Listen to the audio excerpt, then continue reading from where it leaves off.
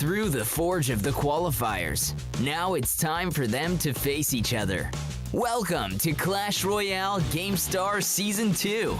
From October 18th to 22nd, best players from 3 regions and invited stars will clash in the group stage on the way to the throne and $30,000 prize pool. Who will survive this massacre and move forward? Tune in and watch the Royal Clash.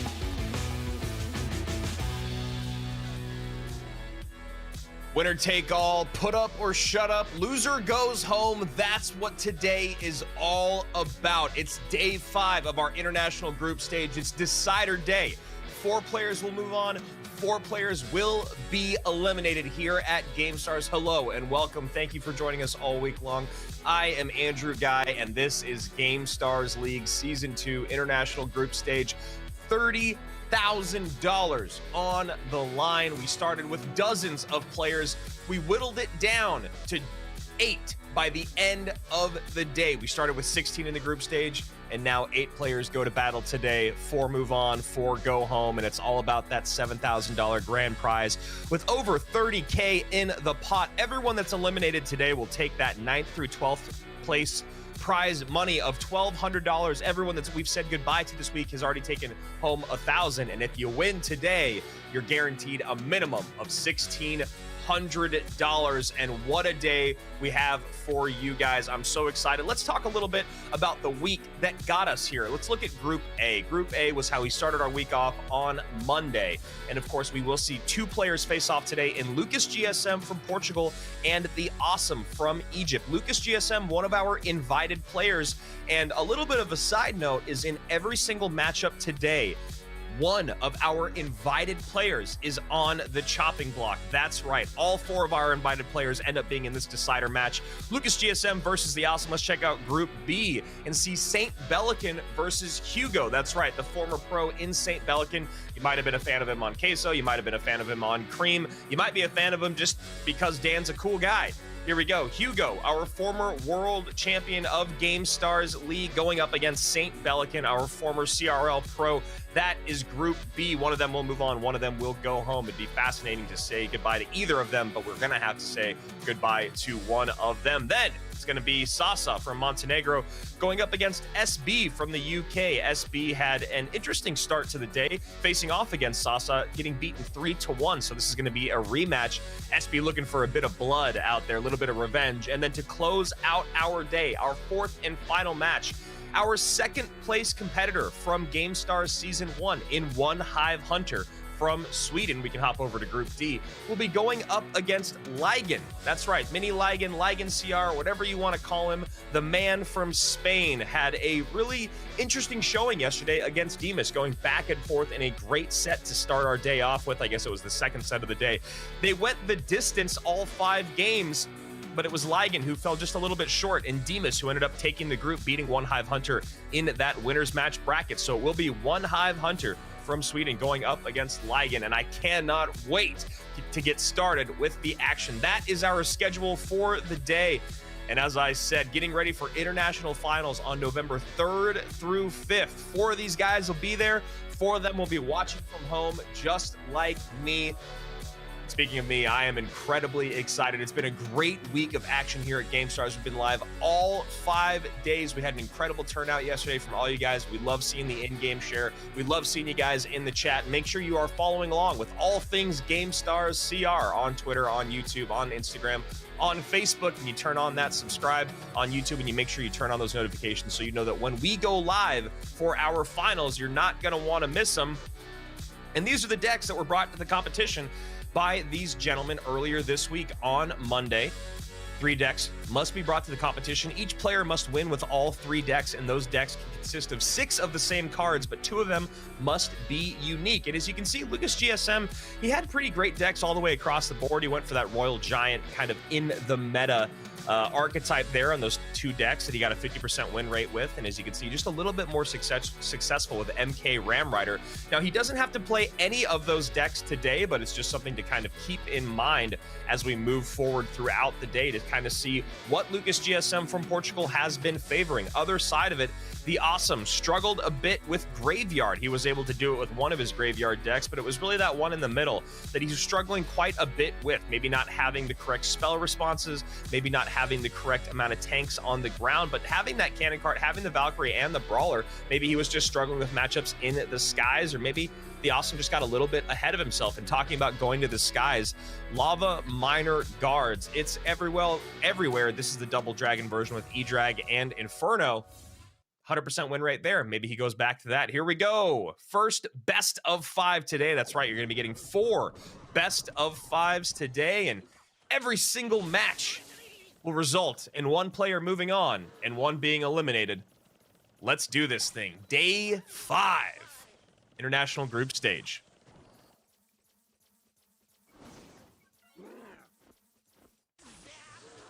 So the Awesome, one of the better MK players in the world out there. We'll see if he wants to go back to that. And taking a look here at his profile and what he's been playing lately, he's been playing a good amount of MK Graveyard. He's been playing a Valkyrie Cannon Cart Archer's Graveyard deck that we might be seeing right here. It does have Goblin Cage in it as well, but it does not have Inferno Dragon normally, so a bit of a switch up there.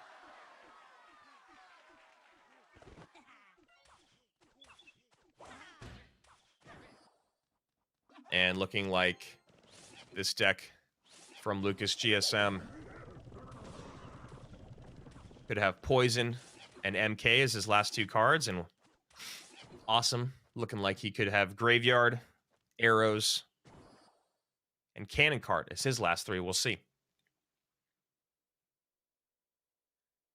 So talking a bit about matchup here, if Lucas does have Poison would be a good call there, as the Awesome did favor Graveyard on his first day out, and I'm sure Lucas is a guy that paid very close attention to that. Very methodical player. Lucas GSM, whose personal best on ladder is 7,600.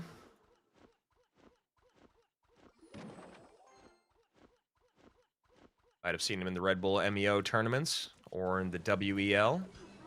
Gamer G. It's been around for quite some time. MK cycled in the back.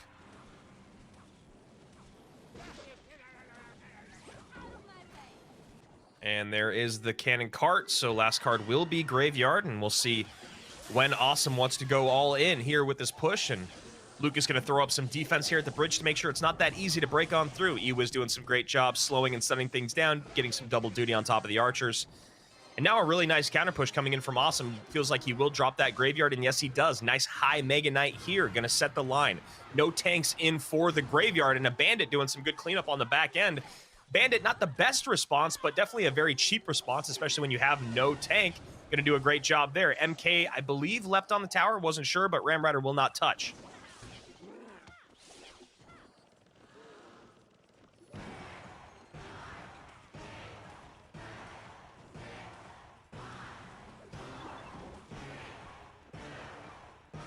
So Lucas setting up his defense on the left-hand side. Looks like we will be playing in this lane for at least quite some time, and it will be interesting to see if Awesome decides to change lanes at any moment, or the drop of a dime, to try to keep his opponent on his toes and maybe not just keep battling in this same lane where he is going to get overwhelmed. When you talk about single target DPS, when you talk about control, and when you talk about that Poison, it does feel like Lucas GSM has the advantage in this lane, although Poison not in cycle the Awesome season opening.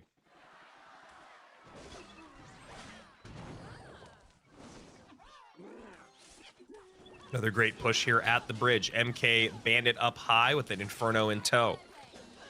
Archers come down. Goblin Cage going to have to be set up high here. Yes, it is. Archers are still there. Snowball to slow them down, and then the Ram Rider takes them off the board. MK going to have to maybe spend a Fireball. He does, and that's not what you want to see. I think the Brawler would have taken care of it.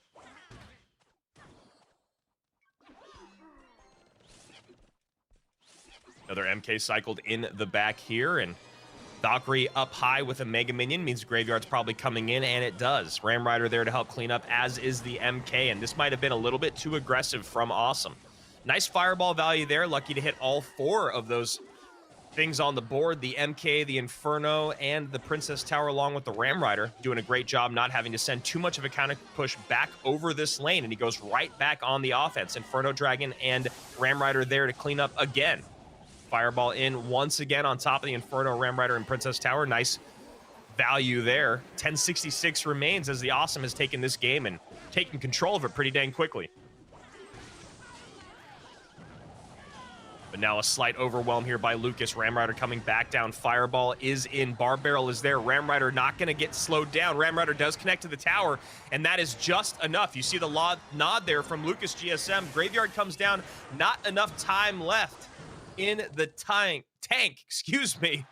1066 to 575, and a really great job there by Lucas GSM, recognizing kind of what we called out, which felt like the Awesome was not going to win the battle in that same lane. Now, he had a good couple moments where he won the bridge battle, but then as he crossed the river, just was not able to have enough HP left on his units to create enough of a presence at the bridge so that the opponent in Lucas GSM couldn't just easily defend on the backside. You saw he wasn't even using his best responses. He wasn't even really having to use his poison because he was doing a great job setting the line up high and then dropping units like the Ram Rider or the Inferno and the Bandit to clean up that graveyard. And there is the moment of the overwhelm. Second Ram Rider comes down very, very healthy. MK's still on the board. And in that moment, it did feel like the Awesome was in the lead, but it was that big time overspend on his last graveyard push that left Lucas GSM with a really, really nice counter push. And the fact that we kept seeing the Awesome fireball the tower on top. Now, he was getting good value on those fireballs at the tower, but it wasn't always cleaning off those units from the board, which means even if they cross the bridge with a sliver of HP, it is still a lot to deal with, especially when you talk about having an MK down and in front. Game number 1 in the books.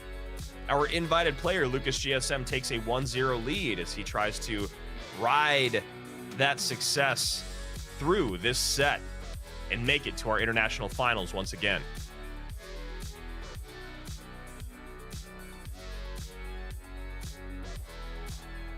Six fireballs coming out there from the Awesome. A lot of good Princess Tower damage coming from them, and Lucas with 8 Ram Riders out. Good amount of pressure coming from the man from Portugal.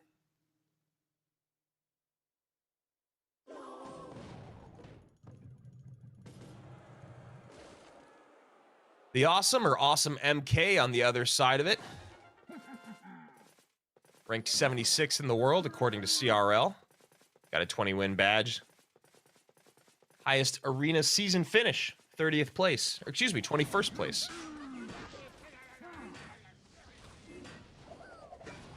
Fireball goes on top of the Mother Witch there.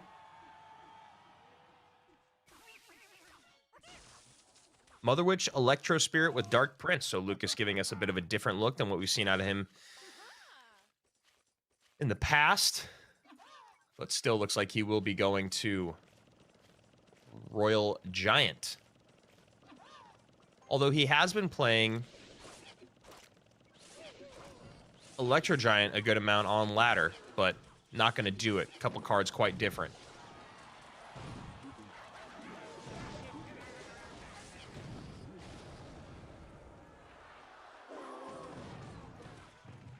So Royal Giant getting a little bit of damage in, but Awesome actually the leader in this match so far. 2190 to 2136. Never mind, Lucas in the lead.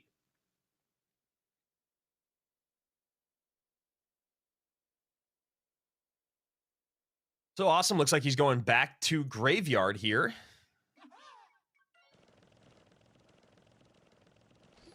Going back to the same deck. Cannon Cart, Graveyard. Last 2 cards.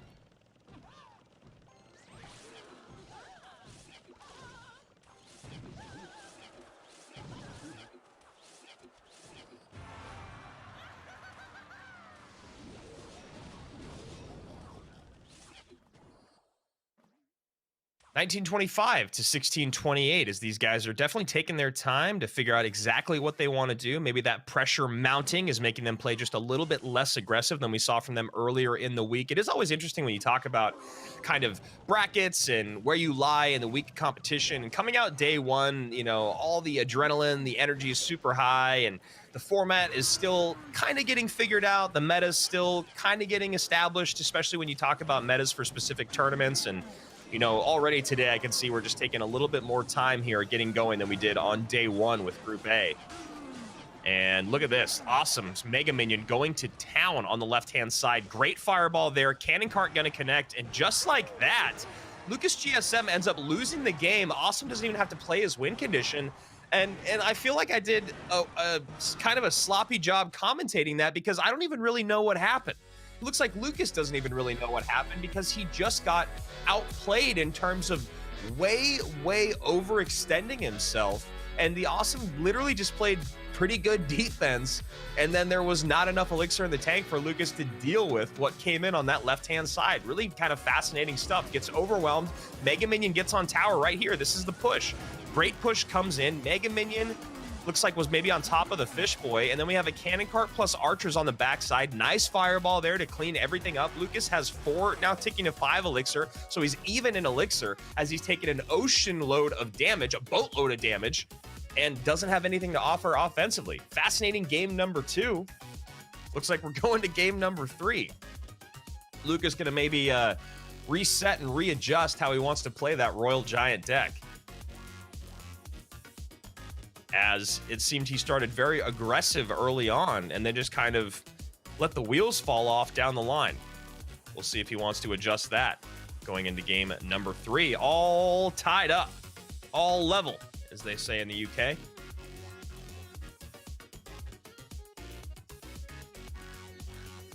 So fascinating. 3 Royal Giants came out, but very little damage came in. There's only 1 building on the side of the Awesome, but was just really able to deal with it with the single target DPS of the Mega Minion, the Cannon Cart, and those Archers. Lucas looking like he might just go right back to it. Not sure exactly what happened in game number 2.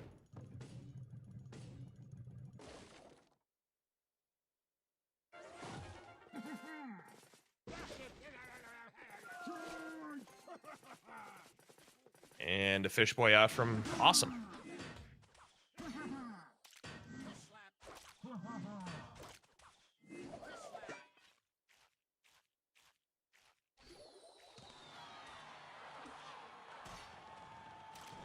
Low arrows come in, get a little bit of damage to the boy in there, and the Fish Boy gets a slap on the tower, just combined like 4 words, and here we go, bottom of your screen.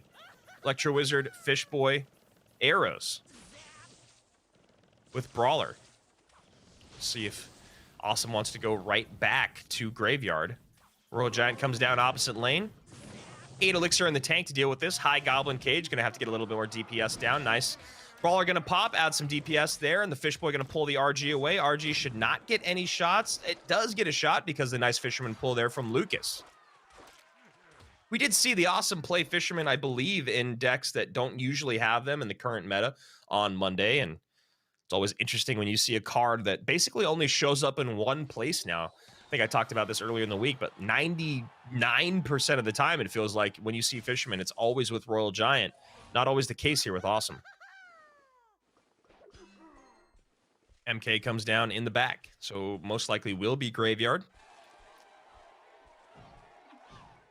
And RG out opposite lane with a Mega Minion right behind to catch this cage. So a high Hunter and then maybe a cage to push the RG back as he ticks to 4. Instead decides to take the damage on this side and turn that into a great push on the right-hand side. Takes the Mega Knight leap, and luckily Lucas threads the needle there. Gets the King Tower activated with the Fish Boy, pulls the MK in none of the skeletons, and while he does get a King Tower activation, that is a lot of damage that just came in. 712 to 1264. The only silver lining in that exchange is that he can now have some good assistance on dealing with those graveyards, but he has to set the line high with this MK, which could be tough. Talk about doing that, gonna need to get some high princes.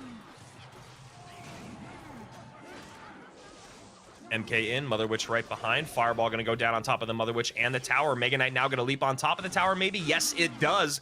Nice Mega Knight leap there. Only gets 1 swing after the fact, but 1125 and 712 are the HP on the 2 towers, but now a Royal Giant push coming down the left-hand lane, and this is a good-sized push. Brawler Cage comes down. RG should get at least 1 shot in.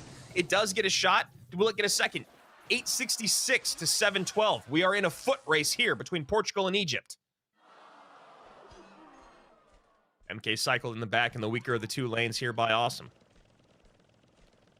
Giving up on that right-hand tower. Working in the same lane, trying to get the good counter push value. Playing good defense here. See a fireball come down on top of that Mother Witch. There it is. High Dark Prince with the Fisherman in tow. And one of my favorite phrases this week. MK does not leap. Nicely timed log there by Lucas to save his game. 769 now on this tower as he is losing this battle. Now playing in the same lane as his opponent. Awesome doing a good job recognizing that. Lucas GSM misses the fireball, and a very healthy Ewa is now going to support this MK. Fisherman right behind. Now maybe a High Dark Prince. There it is. Fisherman going to distract that MK long enough, takes it off the board, no HP remains, and now a Graveyard comes down, Electro Wizard getting tanked for. High Mega Minion has to come in. Mother Witch going to spawn some piggies, but Fireball comes down. Now a Royal Giant comes in, not going to need any help on the back end because of that King Tower activation earlier. Awesome MK feeling a little bit of trouble now. Fireball comes down. Royal Giant does not, yes it does, gets a big time shot there. Hunter not able to get its damage in time. 597 now to 296, and this is going to have to be the defense of a lifetime from Lucas GSM. Fireball comes on top of that Mother Witch. Skeletons piling up. Arrows come down. Log comes in just in time. That King Tower putting in work, and that is just enough to do it.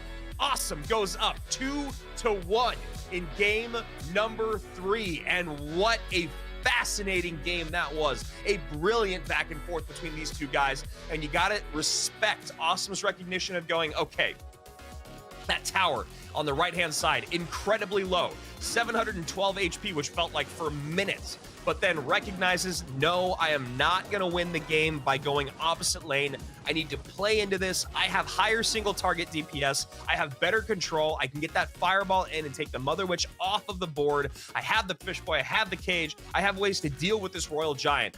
And what a great job there by the Awesome, recognizing it, changing lanes, and going and sacrificing all the work he done on the right-hand side to actually win game number 3. You love to see it. Lucas GSM now down 1 game, back up against the wall. This is a best of 5. That means the first person to get the 3, and the Awesome has just picked up 2.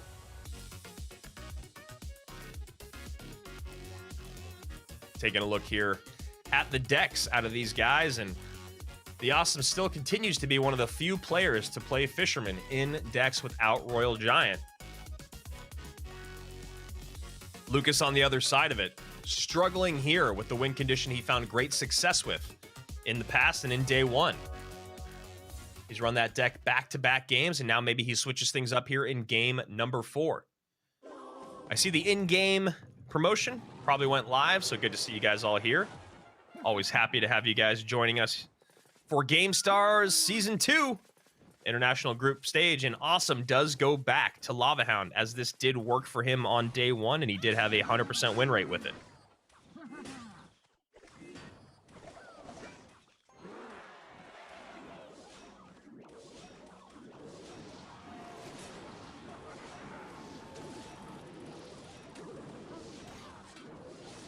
So Inferno Dragon getting a little distracted there by the Fish Boy. Arrow's going to come in here, and Lucas GSM already struggling a bit to defend this. Fireball does come down, but Inferno will lock on the tower, and that is going to be a lot of damage from the Inferno, and a Flying Machine right behind, which means Lucas has to spend down to 0 to get the Dark Prince out. And a little bit of a look of despair on his face, at least in my opinion. Maybe I'm projecting, but talking about being down 12 to 12:45 of 1 minute into an elimination game. Not feeling great here from the man from Portugal.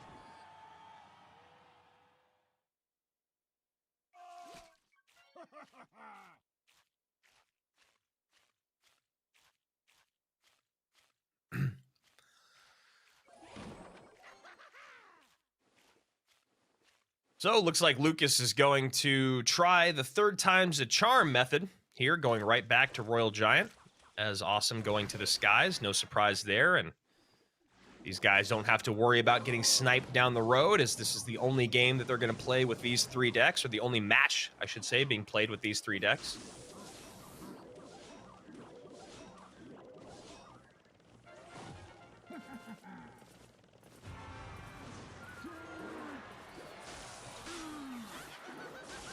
Arrows come in there on top of everything, including the Princess Tower.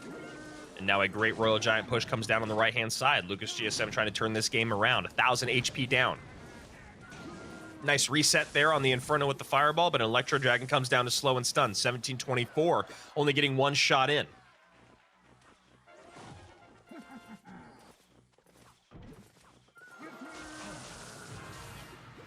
Nice King Tower activation there by Lucas. Royal Giant comes down up high at the bridge, and Flying Machine just going to go to work on the left-hand side. Lucas going to sacrifice that, try to min-max here, and gets a little bit of damage out of it. 12-16 remains on that tower to 374.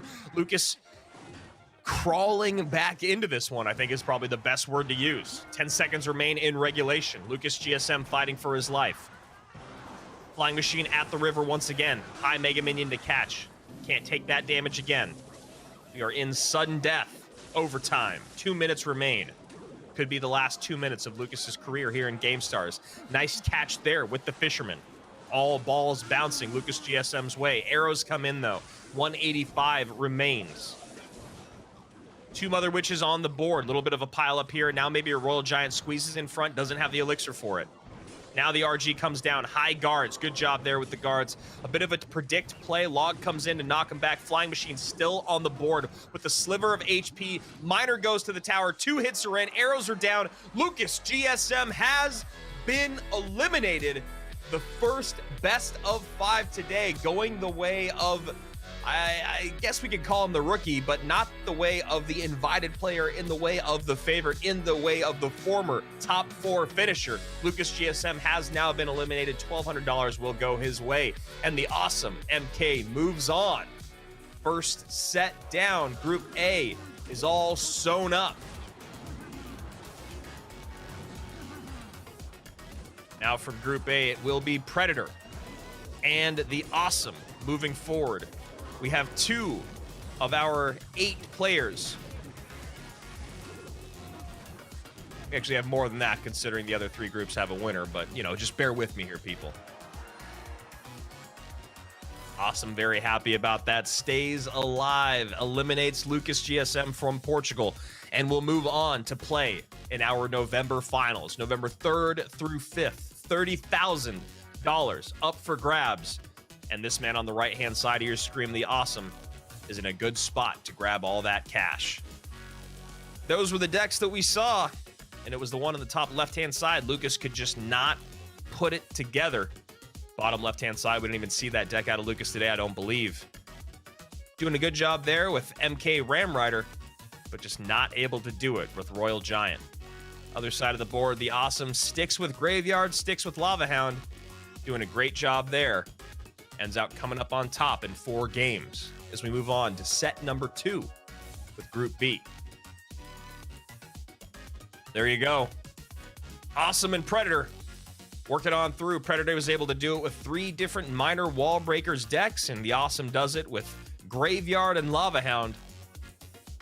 And those are the 2 players making it through from Group A. Exciting stuff for both of them and exciting stuff for us. We are only a quarter of the way through our matches. 3 more best of 5s coming your way. The next one, we got to go across the pond, at least a little bit, to visit St. Bellican, going up against Hugo CR from France, our former Gamestars champion.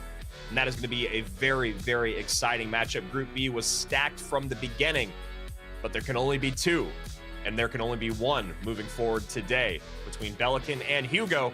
We'll be back in just a couple of minutes with Group B's best of 5 deciding matchup. We'll see you then. And we're back. Gamestars Clash Royale Season 2 is running full steam, packed with high-octane action, intricate strategy, and mountains of gold. Mix the elixirs and hop on your hog, Chief. Time to find out who will dominate the clans. Subscribe, join our stream, and witness brave heroes fighting in Gamestars Clash Royale Season 2. Ride on, Biggie!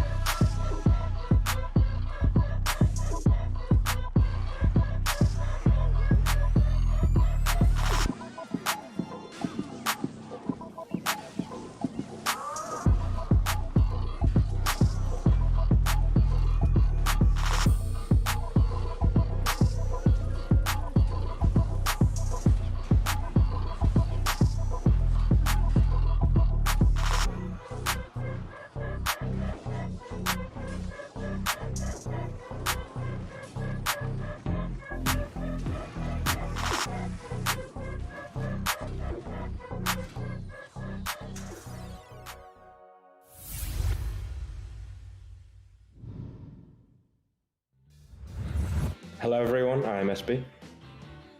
Hey guys, Saint Bellican with you. Today we'll show you some tips and tricks for Clash Royale. So let's see what we've got for you. The tip I'm going to be showing you today is how to activate your King Tower versus a baby dragon placed in the center.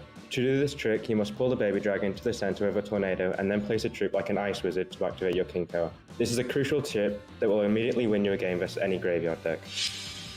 In this video, I used a tornado when the fisherman starts throwing his hook so that the fisherman is pulled and the golem does not go to King Tower. We believe those tips and tricks will help to improve your performance. That's all for today, see you in the arena.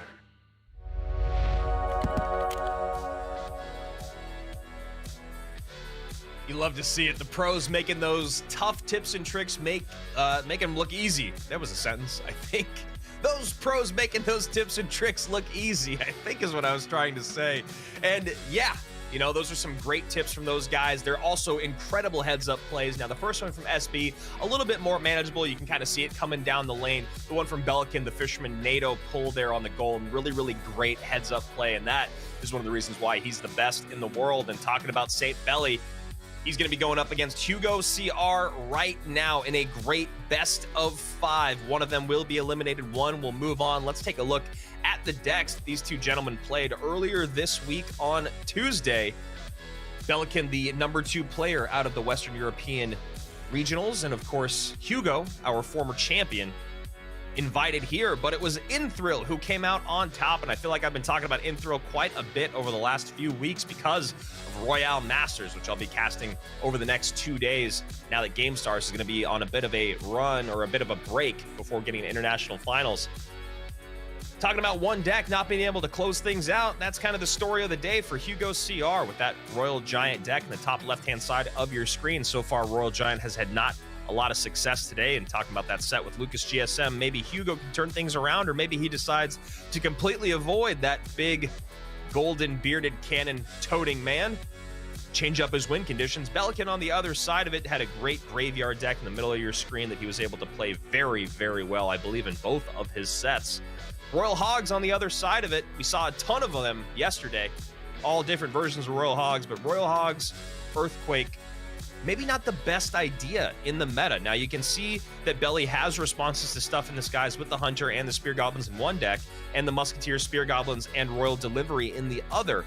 But not having Fireball in this meta is really, really tough.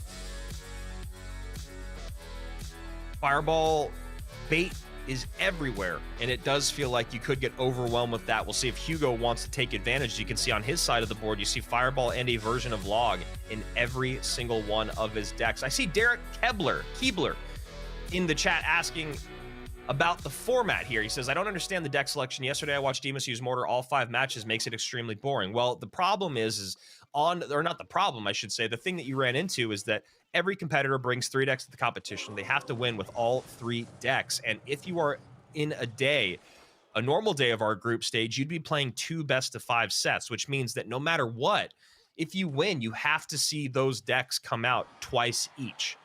The way that it works is each competitor brings 3 decks to the competition. Those decks can consist of 6 of the same cards, but 2 of them have to be unique. So when people are playing numerous best-of-5s in a day, you do see them run back the exact same decks because that is the format here. So, Bellican, bottom of your screen. Hugo at the top. Looking like Belly might be going back to Graveyard. Looking through Belly's profile, he's been playing a good amount of Lava Clone. He's been playing some MK Goblin Hut Poison, but without Miner. A little bit more of a bridge spam version there with Bandit and Flying Machine. Hugo on the other side of it. Been running some RG, maybe getting some practice in there, and Bellican does pull the trigger on his first Graveyard. And he's also been running some good Hog Cycle with Fire Spirit. Fire Spirit is the version that has taken over Ice Spirit and Electro Spirit. I'm still not 100% sure why it's Fire Spirit over the other 2, but I'm not going to complain.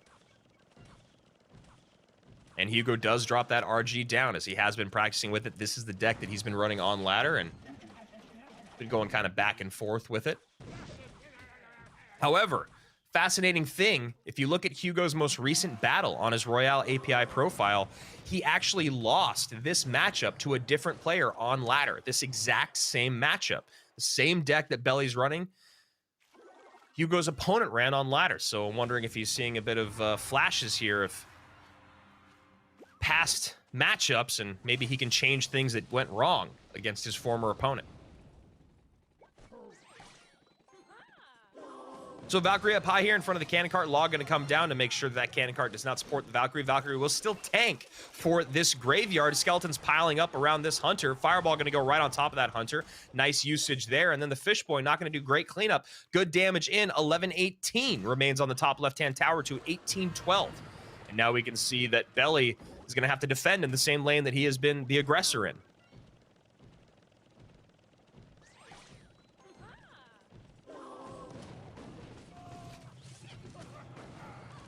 So Mega Minion does get on top of the Hunter. Nice there. Snowball can come in now, and Fireball is still available for the Mother Witch, but decides to go with a Mega Minion instead, and that's definitely the better pull here.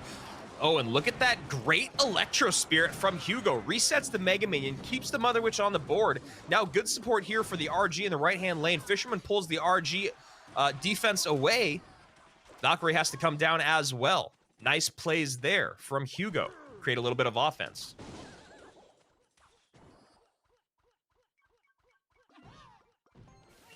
And Hugo sets up Royal Giant towards his weaker lane. And technically the lane that he's done more damage in. Belly has just pulled the trigger on the graveyard once and has had great success. Fireball Log, take this cannon cart off of its wheels, and now dual buildings on Belly's side of the board. This Brawler should be just enough with the help there of the Mega Minion. There it is. I meant the cage, excuse me. Should be just enough to make it so that RG did not get a shot. And now we see a big pile up at the bridge. Demands some spell power out of Hugo. Cannon cart in tow. And cannon cart is tanking here. Hunter played right on top, though. Should clean that off the board, and then will help with this Princess Tower, focusing on the skeletons, but still damage in once again. Fireball comes down, 362 remains. And honestly, it feels like Belly might just need to go aggressive here and get another graveyard down as soon as possible. But we see Hugo maybe feeling that coming and goes hyper aggressive at the bridge. Big pile up here. Skeletons, Fish Boy, Mother Witch, Royal Giant. Valkyrie does get pulled in. Brawler is there. Feels like another graveyard can come down at any moment. Graveyard should come in. Fireball goes down instead. Belican trying to clear a path. Brawler makes his way through, and there you go. Belican picking up game number 1, and Hugo kind of a bit of a nightmare when you talk about running into the exact same matchup that he just lost to on ladder. Same deck from Hugo, same deck from his opponent, now run by Belican. And as you can see, Belican did a good job of adequately defending, never overextending himself, getting those fireballs in on top of Mother Witches every single time, or on top of Hunters that they took a lick of damage. Very, very easy offense here from Belly.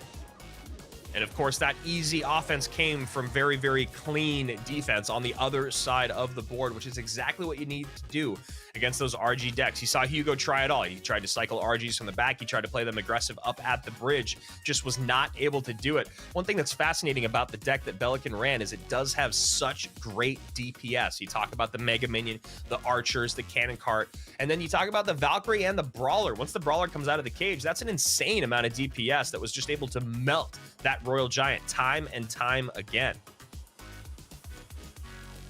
Great matchup for Belican in game number 1. Hugo gonna maybe go back to his decks that he has brought to the competition, or maybe he goes right back to the well and brings this Royal Giant out again. But for us here at Gamestars, I believe that's 4 in a row that Royal Giant has lost. One of the strongest win conditions in the game, struggling here at Gamestars.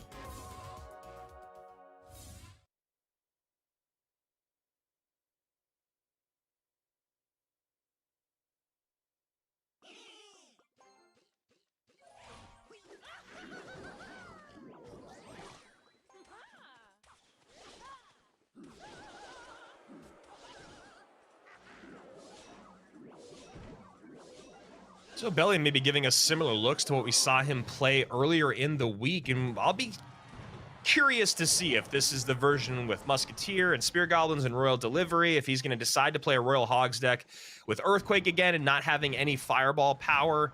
And already looking at what he's run into here with Flying Machine, with Mother Witch, Would be a shame if Belican kind of painted himself in that same corner of not having the spell power to deal with very... Okay, all right, well, there it is. Earthquake is out, and I'm going to stop talking because Belly is doing it. And running right into a deck that would love to have Fireball as a response here. Mother Witch, Flying Machine, Royal Hog, Zappies for the pile up at the river. No Fireball, though, in sight for Belly. It's going to be all about EQs and logs, and it would be a shame if the thing that caused him troubles in day one of the competition here in the regional qualifiers, or the international qualifiers, or group stage, I swear, international group stage, if it was the same thing that kind of handicapped him on Tuesday, if it happens again today.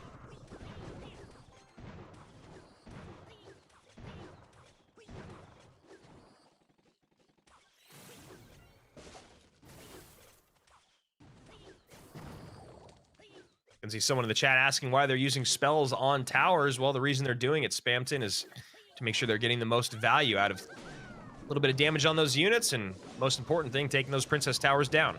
Fireball in here, gonna do a good job cleaning up that Hunter plus Mortar push, and very curious to see here how Belican's gonna fare with no Fireball against this deck from Hugo.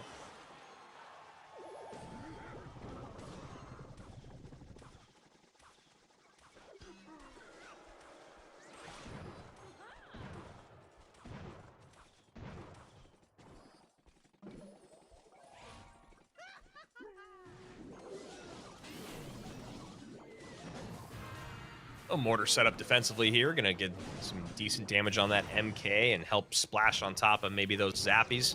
The MK gets too close, but pulls all the Hogs towards the center of the screen. There's the Valkyrie there to add in just a little bit of splash damage. Luckily hits all of the Piggies before they go to their respective towers, and this Flying Machine still up in no man's land, just cleaning everything off the board. Hunter finally comes down, gets that Flying Machine out of play.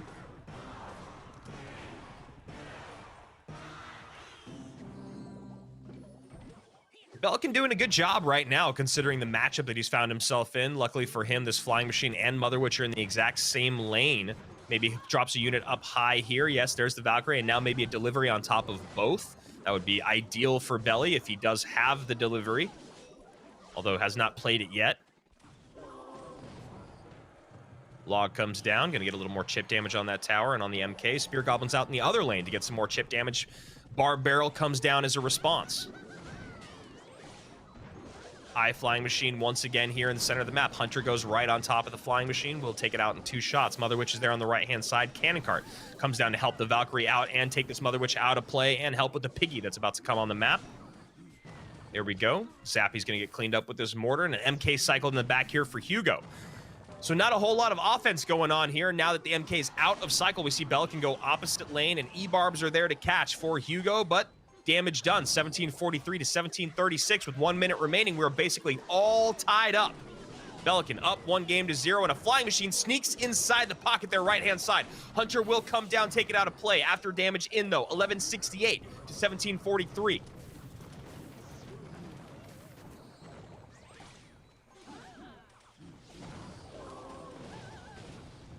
Fireball value coming in here on top of that Valk and the Princess Tower. 933 remains, and that Flying Machine right on top of that Mortar. Zappy's up high here. Split to pull those Mortar shots away from the Princess Tower, and looks like with 20 seconds remaining, Hugo might be able to take this game. Not going to drop another MK early. There's the MK, but does have enough for E-Barbs on the back end. Has the Fireball if he needs it. There it is. All the defenses that you could possibly want against Royal Hogs, and now the exact same thing that I was talking about at the beginning of this match proves ever prevalent here at the end, which is Belly does not have Fireball.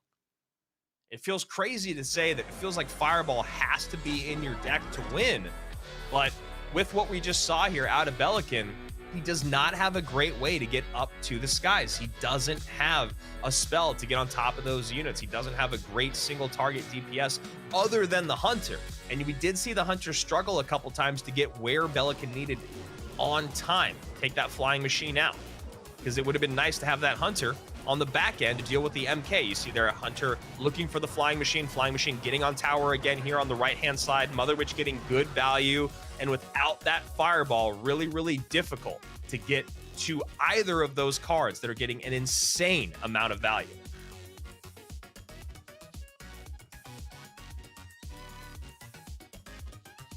All tied up going into game number 3. Pelican has to win with the deck that we just saw, though. So we'll see if he wants to shelf it for a little bit or if he'll bring it back out. Not what he wants to see, though, when you talk about matchups specifically and just not having responses.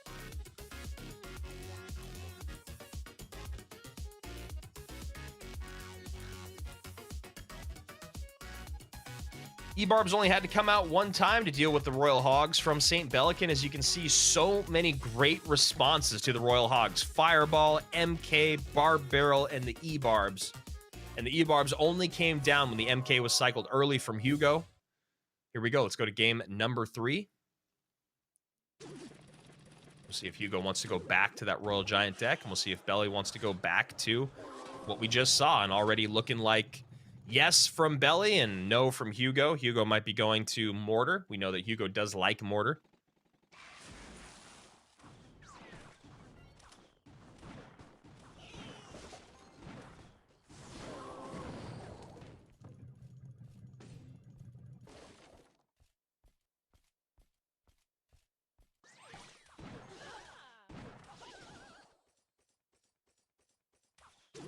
Belly going back to the well.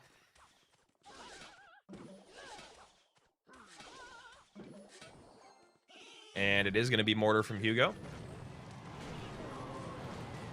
And Earthquake comes down here from Belican. So Belly already feeling maybe a bit of a better matchup. Not going to need Fireball as much when you talk about what his opponent is bringing to the table. Has Earthquake for that Mortar and can always send in his Royal Hogs.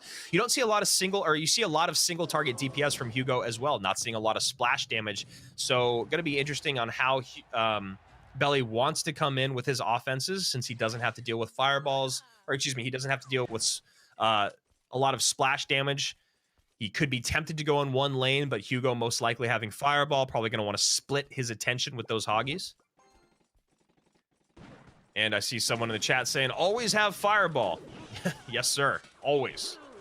Especially in this meta. This competitive meta, if we're not in duels format, always have fireball.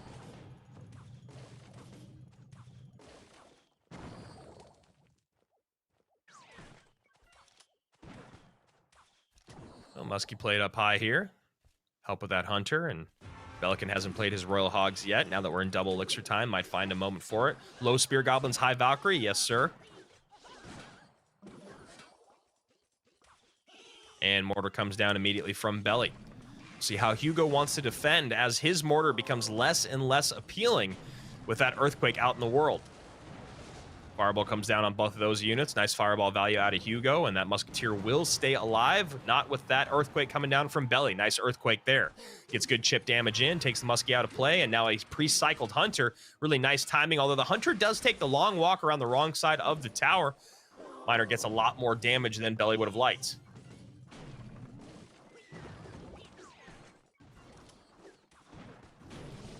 Maybe we see an Earthquake. Yes, Earthquake does come down. Spell power out in both directions, although Belican goes to the tower. Hugo's goes to the Mortar plus at the bridge. But Miner still doing great work here for Hugo. Hugo in the lead by about 300 HP. All in the back of that Miner. Now we see the 3-1 split here. High Mortar coming out from Hugo. This Mortar will not be needed to, attended to, not be needed. You know what I meant.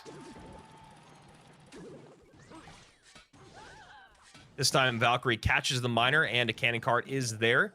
Take out the Muskie, and now we have a good push coming in here. Not as appetizing to fireball this for Hugo, as there is a Valkyrie right behind and needs to make sure he has enough elixir and DPS. You see the Earthquake cycled in the opposite lane here. Nice play there by both these guys. Belly getting the damage where he can, and Hugo making sure that Belly's not getting damage on the weaker of his two towers as the Miner goes back in, and this time is caught by the Valkyrie again.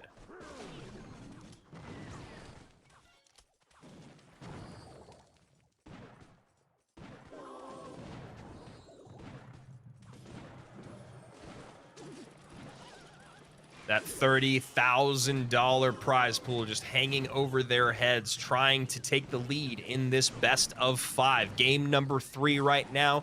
1 minute remains in overtime, and a big-time Musketeer connection on the left-hand side. Miner goes in again. Hunter is there, but Miner still gets a couple shots in. 11:05 now, 3-1 split here. 3 to the weaker of the two towers.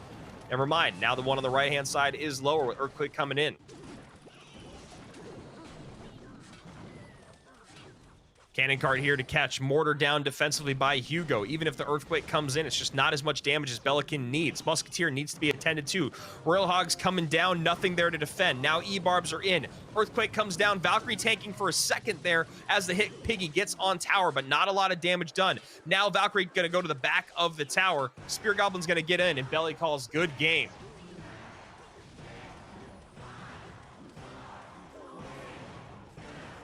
Interesting matchup here when you talk about the way that Hugo was able to not have that Earthquake on top of his mortars and still have that mortar available for when the Royal Hogs came in. Here's the thing. Hugo recognized that the only way Belly was going to get great damage on his tower or real damage on his tower was either with Earthquake Cycle or getting the Royal Hogs on tower, which meant Hugo had the luxury of just going in with his Miner. Every single cycle that Miner came up, every 4 cards, he'd send that Miner back into tower and just extend his lead.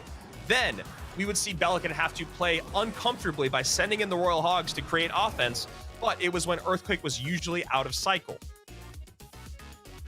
or when Hugo always had the mortar available. So really great plays there by Hugo, just relying on his Miner to do what the Miner's supposed to do. It is your win condition for a reason. It is just a shovel hit at a time. It does feel like it's going to take forever, but the best players in the world know that a Miner getting on tower and getting a hit or two every single time is a W. That is a win, and you saw how hard Belican was working to catch that Miner with his Hunter, with his Valkyrie, dropping the cannon cart and the Valkyrie, because that Miner damage will pile up, and it becomes an insurmountable amount of damage. Belly could not figure out a way to get on offense, and by the time that he had to start pushing the offense, especially in triple, Hugo always had responses. You see there, 12 Miners came down from Hugo. That is an insane amount of damage.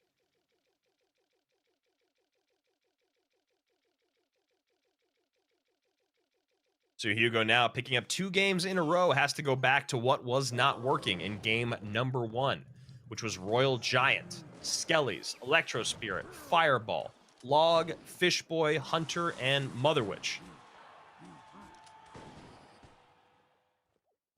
Belican looking like he's going right back to the well.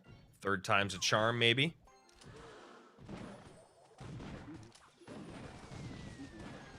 And changing things up, actually, with delivery in this deck. So looking like Belly did basically exactly what we saw out of him earlier this week.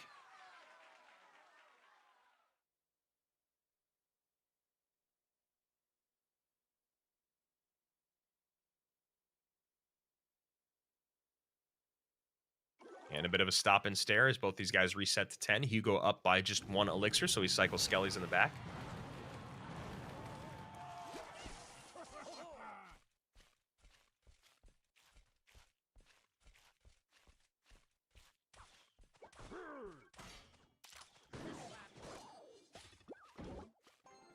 And Fishman and Hunter, great combination there, working down the right-hand lane with a Royal Giant right up in front. And now the Fisherman going to actually go out of sequence here, going to go to that mortar, get away from the Hunter. Nice play there by Belly. Really, really clean defense. Will take 1 Royal Giant shot, but has a really nice counter push coming in. Does not have Fireball, though, to deal with that Mother Witch as he goes for a 3-1 split here. Cannon Cart plus 1 Hog on one lane, and a bunch of piggies in the opposite. Trying to activate King Tower is Hugo, but could have some troubles here. Now should finally be able to activate King with this very healthy Hog, and there it is.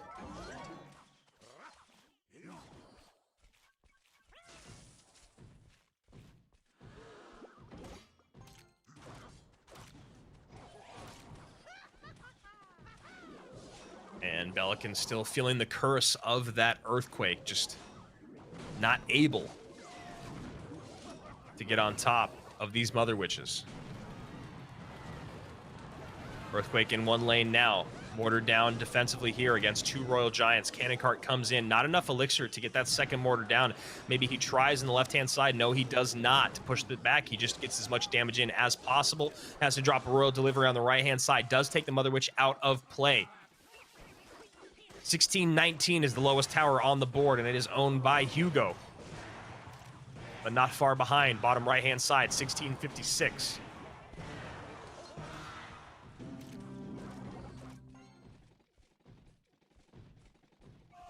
The Royal Giant cycled in the back here, and Hugo just struggling with this deck. Earthquake cycle in once again. Belly getting some good value, but gonna maybe start to get overwhelmed here. First mortar gonna go off the board. Second mortar needs to come down. There it is. Second mortar up high. Fishboy to pull the knight away, but damage should already be dealt here in terms of defense. Royal Giant gets one shot in. Electro Spirit distracts for the Mother Witch. Now the Piggy distracts for the Mother Witch. Finally cleaned off the board by the Cannon Cart. Royal Delivery gonna come in. Now we need another mortar to push back. No mortar in cycle as Belly's just piling up the DPS, spending an arm and a leg. Great log value comes in for Hugo, and you see the tilt to the head from Belly, knowing that this is about to get sewn up. Feeling the pressure here, feeling that he can't create offense, and these Royal Giant cycles are coming in. Cannot get two mortars down. Earthquake cycle maybe is the reason why. Great Fishboy pull there. Nice DPS, but two Mother Witches on the board. No Fireball in hand. Piggy's coming down. Musketeers there, and that's good game. And Belican just not able to put the W's down on the board because, honestly, I feel like it truly is just because of not having Fireball. That's it, really. When you talk about the meta right now, you talk about how popular Royal Hogs are, how strong Flying Machine is, how overpowered Mother Witch can be, and Belly not having a way to get on top of them. It's a struggle. And, you know, with the format, it feels like maybe they're just running back the same decks that they ran earlier this week, or maybe Belican just wanted to run those decks back. I'm not 100% sure, as, you know, there can sometimes be some miscommunications there with having to run the same thing in the international group stage on day one as opposed to the decider match day. Belly looking like he ran back the same three decks, I believe, that we saw in the past, and just not able to deal with all of the Fireball cards on the board. And knowing Belly, maybe he'll send me a message letting me know about that and maybe have a conversation there moving forward. But that's going to do it for him. We're halfway through the day. And in our first set, it was the underdog in the Awesome who came out on top. In this set, it's hard to say who the underdog was, right? Hugo is technically the former champion of Gamestars League, or I should say the reigning champion of Gamestars League. But St. Belican, former pro, former CRL pro, at least in my mind, was maybe the favorite. But it will be Thrill and Hugo who will be joining Predator and the Awesome. We have 4 of our 8 competitors already locked in, with 2 more that have already earned it in the group stage earlier this week. Next, we go to the UK. We stay in the UK and also add in Montenegro here. Sasa going up against SB in our third matchup of the day, our third best of 5. SB is our invited player. We've seen it go one way for the invited player, and of course, with Lucas GSM getting eliminated, we've seen it go one way in the underdog. So we'll see what happens here in set number 3 between Sasa and SB. We'll be back in just 1 minute. And we're back. Gamestars Clash Royale Season 2 is running full steam, packed with high-octane action, intricate strategy, and mountains of gold.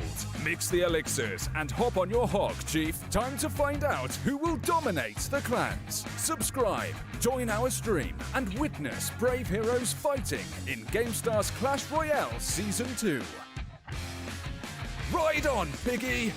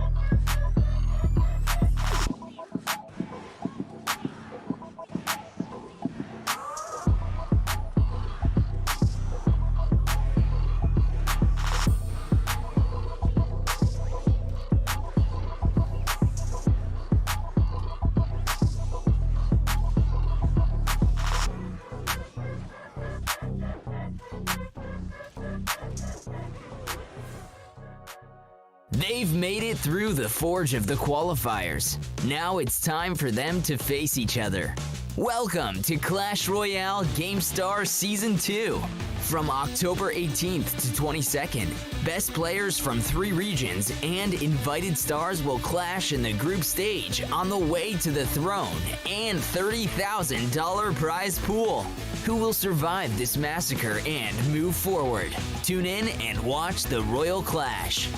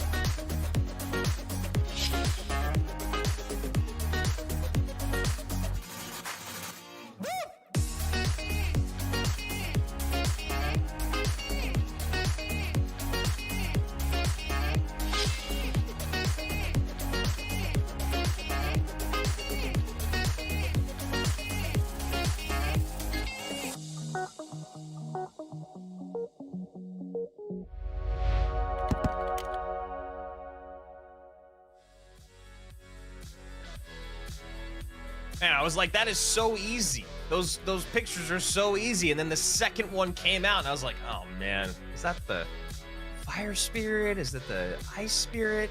It's got to be one of the spirits. I was wrong. So the moment that I thought that I was ahead of the game, I was wrong. So welcome to life. And maybe some of the way that these guys have felt today. Belican and Lucas GSM both able to only pick up one game in their respective sets, both of them being eliminated, and sent a check for $1,200, so not too bad. You know, a nice way to end your week with a $1,200 check. But Hugo and the Awesome will move on, competing for $30,000 and talking about Group C. It was all about Topic all day on Wednesday. From Russia, just dominating the competition. But SB and Sasa both played very well, and here they are once again. And these are the decks that they brought to the competition on Tuesday. And honestly, as we're moving through this day, I'm starting to think these are maybe the same decks they have to play today. We'll find out, especially if SB runs that Golem deck once again. And I do apologize if I've been incorrect on that, as I'm not 100% sure they have to run back the same decks. Golem, though, struggled quite a bit for SB. He was able to pick up one win, but what was interesting about the win that he picked up with that Golem deck was that it wasn't really with the Golem. It was with more of an Overwhelm at the bridge and a missed Cannon Cart pickup, I believe. So here we go. Sasa, SB, Group C. One of them will move on, and one of them will be eliminated, and this is a rematch of what we saw in that Group C start of the day, where Sasa was able to take down SB. No problems there. We'll see if SB has readjusted since then.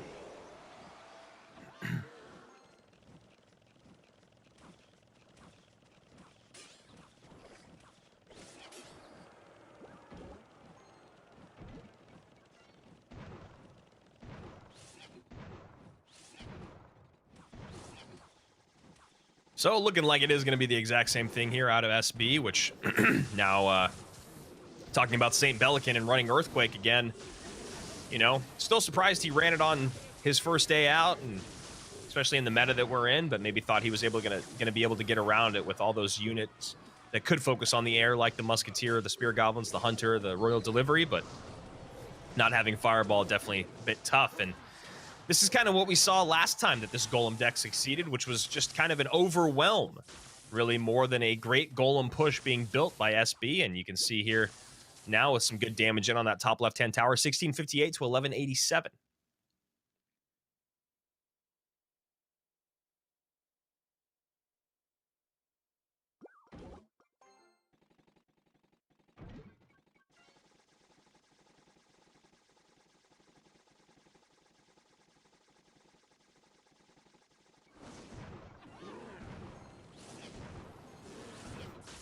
So Electro Dragon going to do a good job cleaning up those 2 units as the Mega Minion helps. Arrows come down to take the Mega Minion out of play, and that is a well played out of SB as he realizes that this counter push is going to just completely die on the Vine, and now a second Lava Hound comes in here for Kamikaze, or Sasa, left-hand lane. And gets that Barb Barrel plus Mega Minion up front. Baby Dragon here on the back end. Mega Minion going to get taken out of play, though, by that Flying Machine. Lumberjack get on through to tower. 2 big chops in there, but now a decent amount to deal with here on the back end by SB. Electro Dragon does come down, but doesn't get all the splash damage that he wants. Nice NATO there, but now a pretty healthy Inferno stays around. 404 remains on this tower as SB hanging on for dear life as the Lumberjack works down the lane again. No guards there to catch. Guards maybe now here to catch. No. Brawler in its cage to catch this cannon cart. And nice job there. High Electro Dragon as the bridge spam continues here for the Golem player. And that Mega Minion would have been nice to be in the opposite lane. Nice NATO there to pull the Flying Machine to the opposite lane. Dealing with maybe one of the biggest offensive threats is SB, doing a great job there. But now Baby Dragon comes down to catch just a second late. Tower goes down.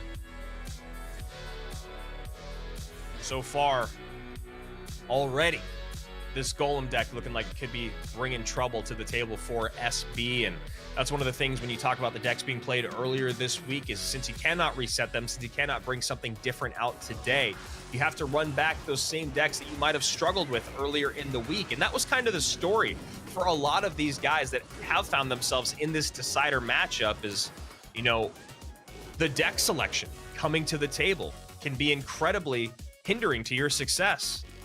And this Golem deck, SB was able to pick up a win with in his second set out, but the first set was really, really trouble for him. And already now in this set against Sasa, we'll see how he matches up moving down the lane. Golem just not super strong in the meta these days. Wasn't even able to play one.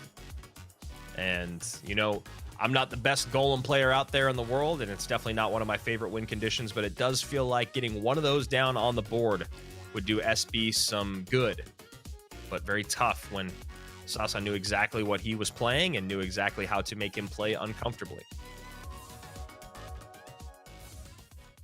Here we go. Game number 2. SB down 1.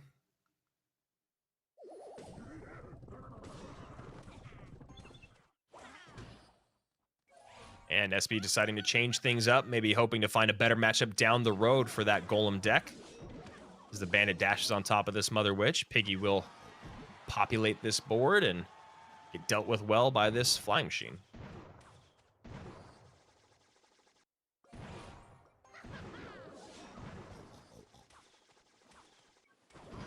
So looking at this deck, it's going to be a double spawner deck out of SB, which again could be difficult for him to create a lot of offensive presence as he's going up against a MK Flying Machine deck with E-Barb, Zappies, Royal Hogs, Mother Witch, I believe. That's what we're going to see here. Zappy cycled behind the right-hand tower. And a high Barb Barrel. This should do pretty good job cleaning everything up as the first building comes down from SB here.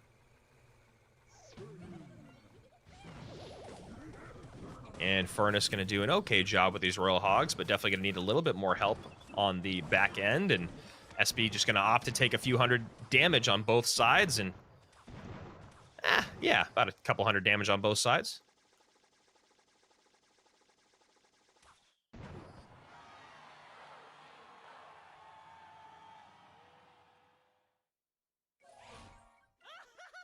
So stop and stare here as SB finds himself up by a little bit of elixir.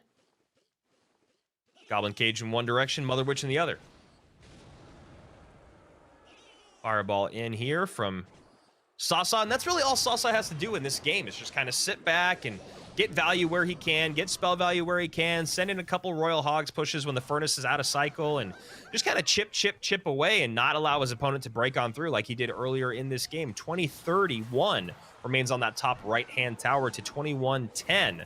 But this definitely doesn't feel like any sort of situation where this game has gone in favor of either one of these players. I just really feel like the person that does have the favorite is Sasa, just because this deck has a real win condition in it. Whereas SB is truly just going for the overwhelm. MK goes left-hand side, so E-Barbs go to the right.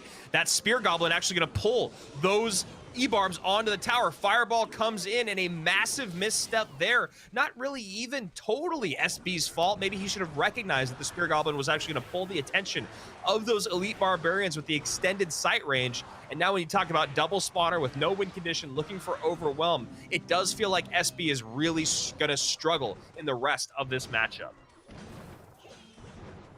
Minute 55 remains. SB needs a miracle to come back into this game. I know he's only down by about 800, but 800 is a lot when you talk about not being able to get any direct damage on tower other than a fireball.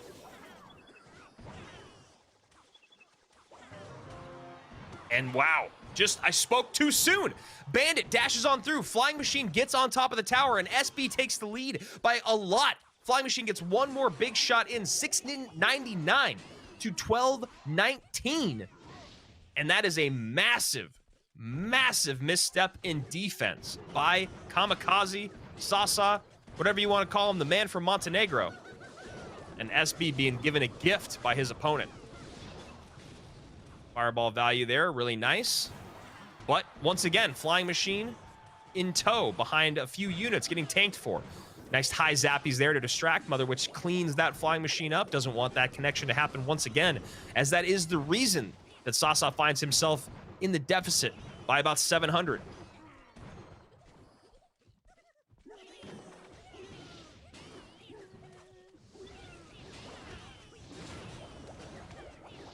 Fireball goes to the back here as the MK is trying to make something happen up high. Double spawners here, still alive. Triple spawners, excuse me, quadruple spawners.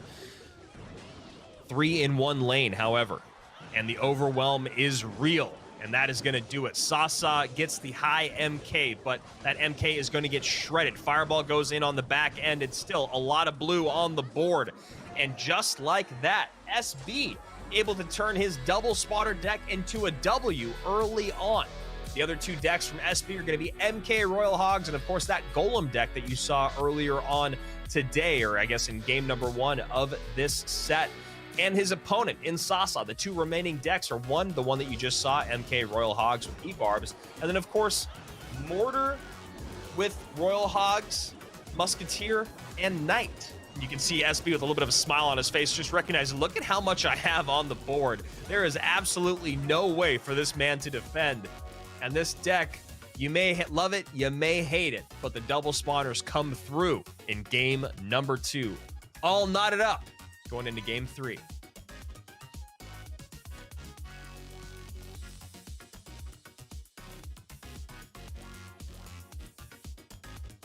See, there are 50 building elixir played by SB, and I guess that's kind of the name of the game when you're playing double spawners. And how do you guys in the chat feel about double spawners? About 700 of you here hanging out watching, and we appreciate you guys being here. And while we're taking a break in between the games, this is a good time to remind you to follow all things Gamestars CR on social media, whether it's Instagram, Twitter, Facebook, or of course here on YouTube. Hit that subscribe button, turn on your notifications, ring that bell so you know every single time we go live, especially because we're going to take a little bit of a break here as we prepare for our international finals at the beginning of November. You're not going to want to miss those on November 3rd, 4th, and 5th. Same time, same place. Let's set those notifications. And of course, hey, follow me at Andrew Guy on Twitter. Thinking about getting back into streaming. It's been a little bit of a while. Talking about streaming some Clash, maybe some Pokemon Unite. Put up a poll. You guys let me know what you'd like to see me play. And looks like SB is going to be going to his Royal Hogs deck with MK Royal Ghost, Fish Boy, and Kamikaze. Going to stick to Royal Hogs as well, and the deck that you guys just saw.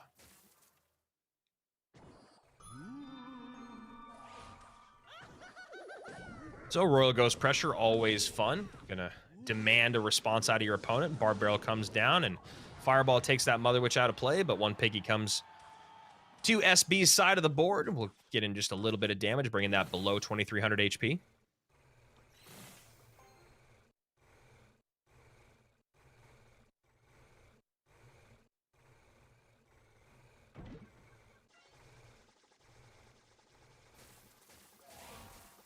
So a bit of a stop and stare here as those zappies work towards each other. A little bit of a zap zap here, zap zap there, and Fireball comes in to take that Mother Witch out of play.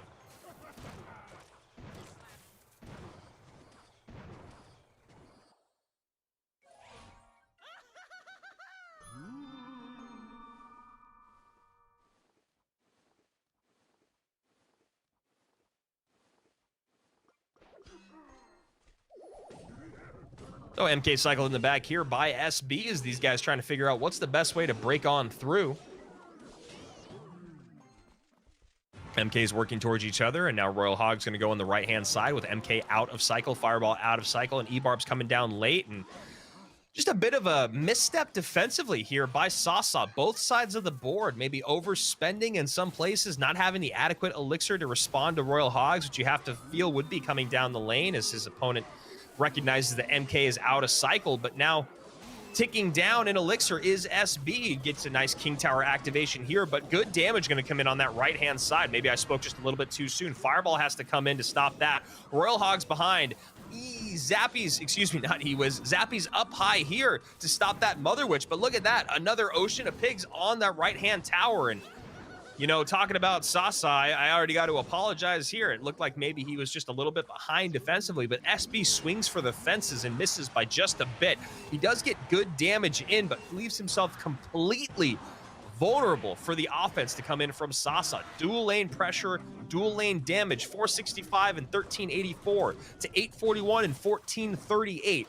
Favor in that corner of the Montenegrin, but this game is far from over.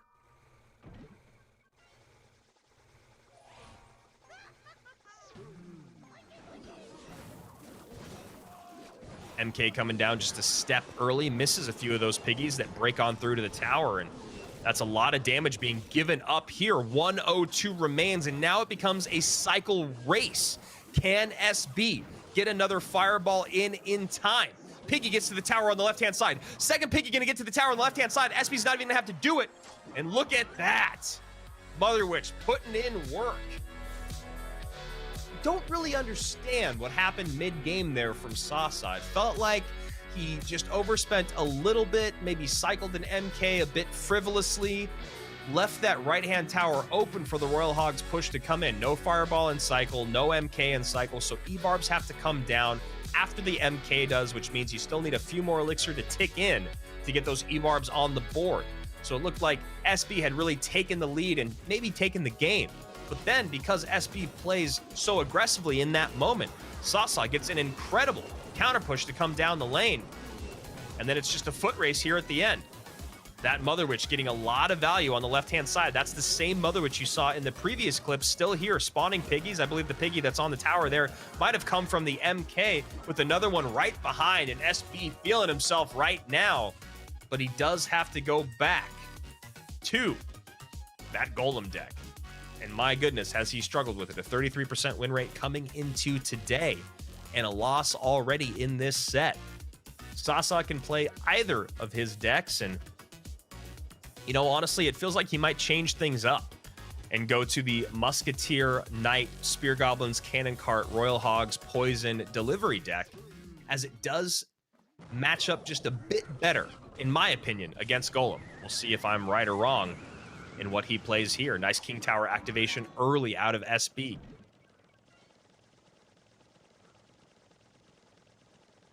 And decides to stick with the deck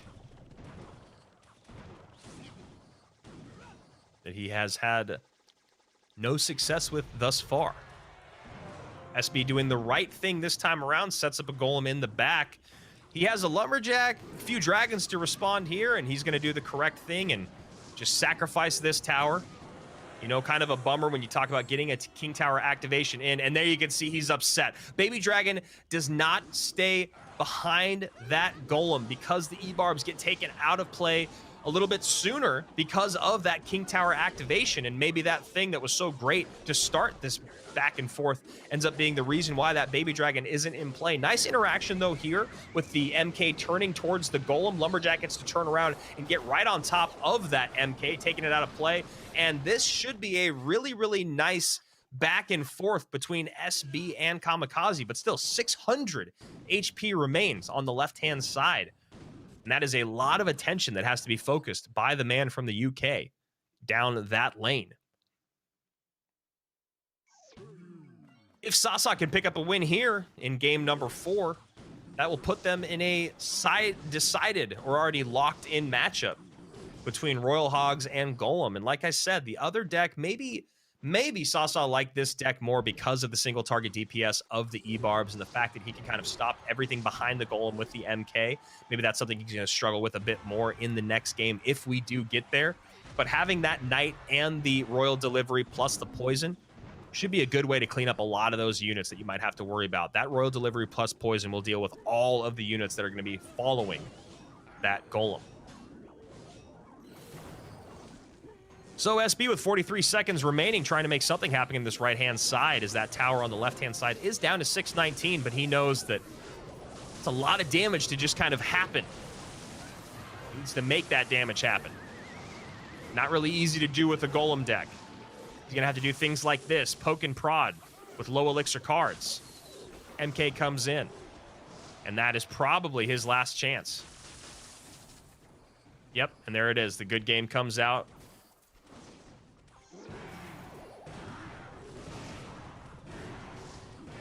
And the story of Wednesday repeats today. SB, Samuel Beckett, caught in a bit of a Groundhog Day situation here with this Golem deck. He knows that it was the reason he probably didn't move on Wednesday, and it's going to maybe be the reason he is stopped in his tracks here on Friday. But one game left to be decided. We're going to game number 5 here for Group C. Sasa from Montenegro going up against SB from the UK. Golem going up against Royal Hogs Poison with Mortar. You can see here this opening exchange. E-Barbs take the tower. King Tower helps out with cleaning them up off the board. And you can already see in the end of that highlight, SB starts to go, ah. And the reason why is because that Baby Dragon sneaks in front of the Golem because the King Tower helps those E-Barbs off the board. I don't actually know if the King Tower weren't activated had that Baby Dragon stayed on the E-Barbs for a couple belches longer. Would it have stayed behind the Golem? Who knows? But we are in that fun spot of being at game number 5. So I'm going to ask the chat right now, almost 1,000 of you guys watching. Let me know in the chat who you think is going to take this set. Is it going to be SB, our favorite, our invited player? Or will it be Sasa from Montenegro, who will dethrone our former 3rd, 4th place finisher of Gamestars Season 1 and send him home packing with a $1,200 check to watch the rest of this tournament? Let me know in the chat. Here we go. Game number 5. Golem against Royal Hogs.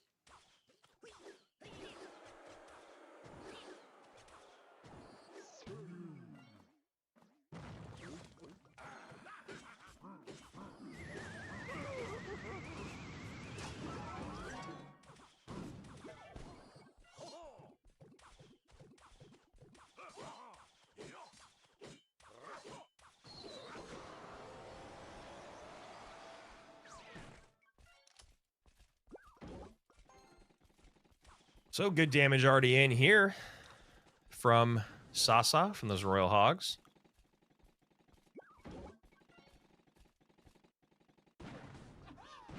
And keeping up the pressure is Sasa as well, not wanting SB to find a good spot to just kind of golem up and run away with this game. So Cannon Cart stays on its tracks. Barbarian doesn't get there in time, and Mega Minion does turn around just in the nick of time, but Lumberjack comes down as well. A bit of an overspend there from SB. Would be nice to have that 4 elixir back and turn it into a golem push on the back end, but ends up going hyper aggressive here. And look at that. Cannon Cart raged up and Baby Dragon raged up. Musketeer gets pulled to the opposite lane, and that is a phenomenal play here by SB, showing why he's still one of the best in the world. That was a beautiful, beautiful exchange.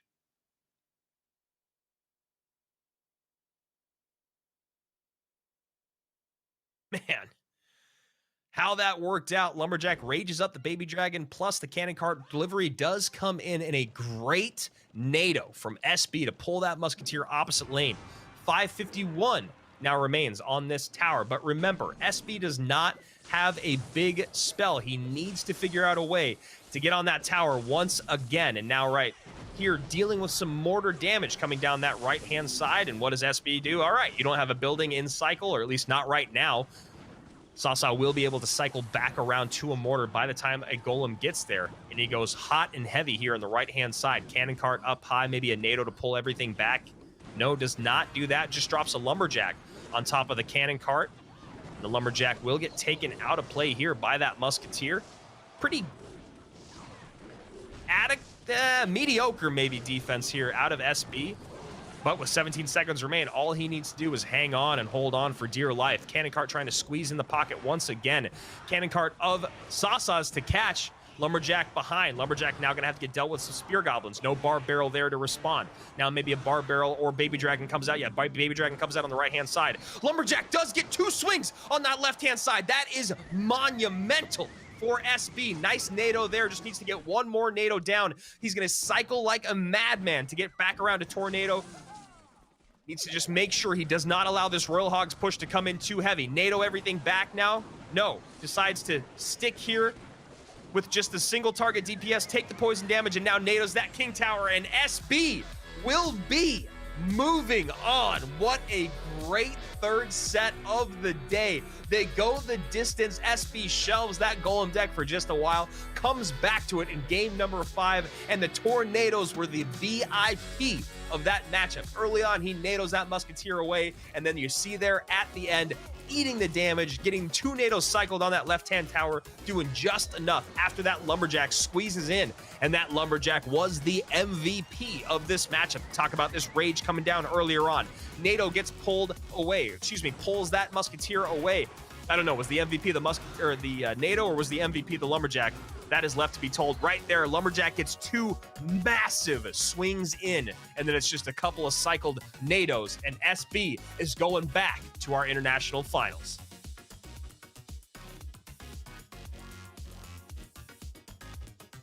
So a couple repeat customers going to the international finals here for Gamestars League, and that's going to be SB and Hugo.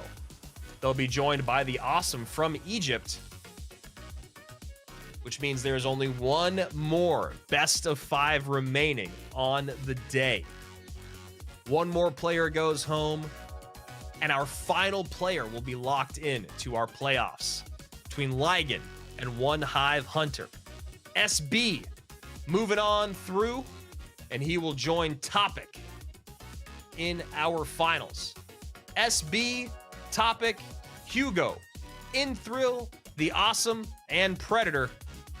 Now just awaiting the last 2 players from Group D, which is going to be Demas and either Ligon or 1 Hive Hunter.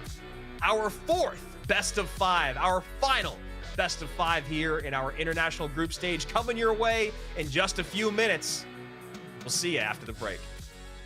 And we're back. Gamestars Clash Royale Season 2 is running full steam, packed with high-octane action, intricate strategy, and mountains of gold. Mix the elixirs and hop on your hog, Chief. Time to find out who will dominate the clans. Subscribe, join our stream, and witness brave heroes fighting in Gamestars Clash Royale Season 2. Ride on, piggy!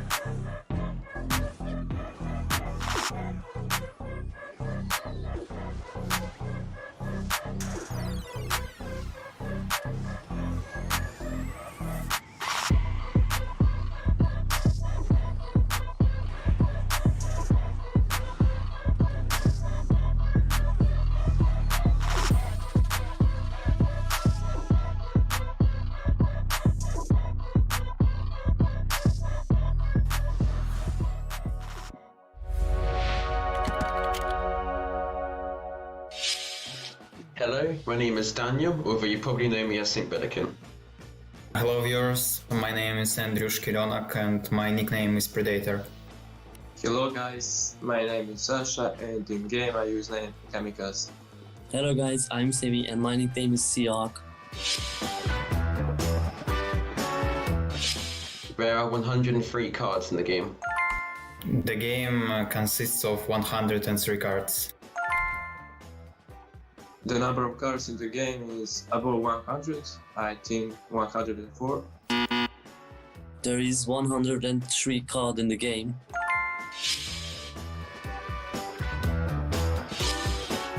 The card with the most HP in the game is Golem. The card with the biggest amount of health is Golem. The card with the most HP in the game is probably a Golem. Oh. Golem? Of course.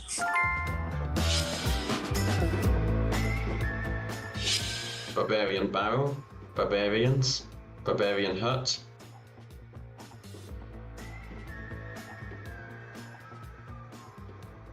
And I think that's it. Barbarians, Barbarian Barrel, Elite Barbarians. Yeah, that is all. Barbarian Hat, Barbarian Barrel, Barbarians, and Elite Barbarians. I think there is 3 card names: Barbarians, Elite Barbarians, Normal Barbarians, and Barbarian Barrel.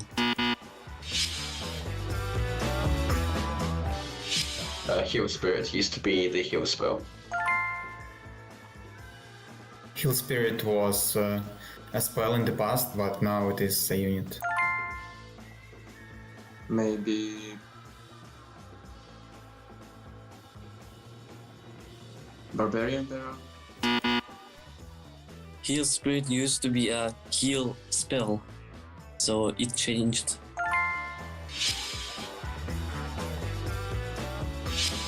I don't know the name of the level 12 arena.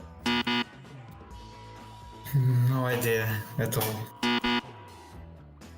I don't know the name of level 12 arena. I guess Arena 12 is a Electro Volley. I don't remember really. The most tower damage per hit is the Sparky. The card with the who makes the biggest damage is Pekka. The card with most tower damage is Pekka. Sparky has the most damage on the towers.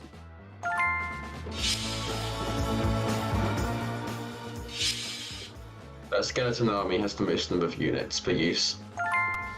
Which spawns the most number of units per second.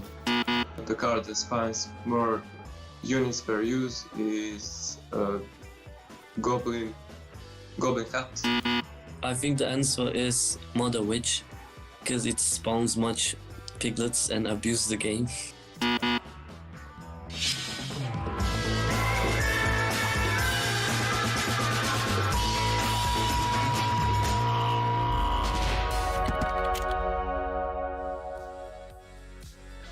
So Belican ends up walking away with the $1,200 check and being the champion of trivia, and he was also the only guy in the whole entire week of trivia questions that knew what the maximum number of trophies in the game was, at least when they asked, which was 8946. And I'm seeing here in the chat, Ujwal Kumar, awesome commentary, buddy. Hey, thanks so much, man. I'm doing my best here. It's been a long week, and so I hope my brain hasn't completely turned to mush as we get to our last best of 5 of the day. That's right. We have gone through 4 best of 5s every single day this week. This will be our 20th best of 5. And what better players than One Hive Hunter and Ligan CR? These guys, both exceptional in their starts. We had 2 really great best of 5s to start our day here with Group D. And then it was Demas and One Hive Hunter going head to head against Mini Kuma and Ligan CR. And it was Ligan who swept 3-0, and then Demas who almost swept 3-1, which sent One Hive and Ligan to our decider match. This is going to be the last set of the day. And when you talk about decks that guys struggled with, This is an interesting conversation. One Hive Hunter went with Royal Hogs in every single one of his decks, but he was not able to really put it together with that Royal Hogs Mortar Archers deck there you see in the middle of your screen. On the other side of it, his opponent in Ligan only able to win with that bait deck, I believe, just the one time against Minikuma. And a very fascinating conversation here when you talk about the fact that his opponent has one deck without log in it at all, and you wonder where and when Ligan will want to bring out that bait deck. And then the other side of it, you look at Ligan's Royal Giant deck with 100% win rate there on the bottom right-hand side of your screen. Interesting conversation there, looking for the matchup most likely at the center of your screen out of One Hive Hunter, his weakest deck. You get a good lightning on top of that mortar, get a good lightning on top of the mortar Princess Tower and that musketeer, and can be a great way to just dominate those games. But looking for matchups are both of these guys, and if I'm Ligan, I'm actually going to open up with the deck on the center of his screen on the right-hand side. Good Fireball bait there. Yes, his opponent has Fireball in all three of his decks, but there's a lot of cards to focus on. Good map control when you talk about being able to have that Goblin Cage. You've also got the Snowball and the Fireball for knockback. Of course, the Mother Witch is OP. I think if I'm Ligan, I go to that center Royal Hogs deck, and on the other side of it, if I am One Hive Hunter, what do I play? Well, honestly, I think maybe he goes to the recruits. I think he's got good potential there, depending on what his matchup is. Only one of the decks from his opponent runs Fireball. Otherwise, it's going to be really hard to thread that needle with Lightning. It's also going to be very difficult to find good places for the rocket to come down. So that's the matchup I'd be looking for. If I was One Hive Hunter, I'd be going with the bottom left-hand deck. And if I was Ligan CR, I'd be going with the center deck on the right-hand side of your screen. Ligan with two decks at 100% win rate, which means, really, when you go and you do the math, it means it was all about this one log bait deck that he really struggled with. Maybe one of the reasons why he's in his decider matches today, as opposed to being in our finals already. We'll see. Will log bait prevail? Or will One Hive Hunter have figured out, mastered that Archers plus Musketeer deck?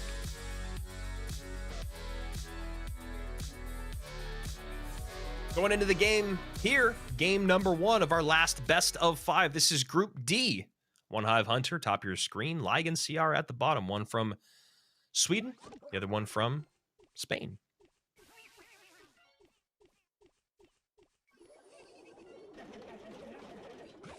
So Ligan going to go with bait in game number one.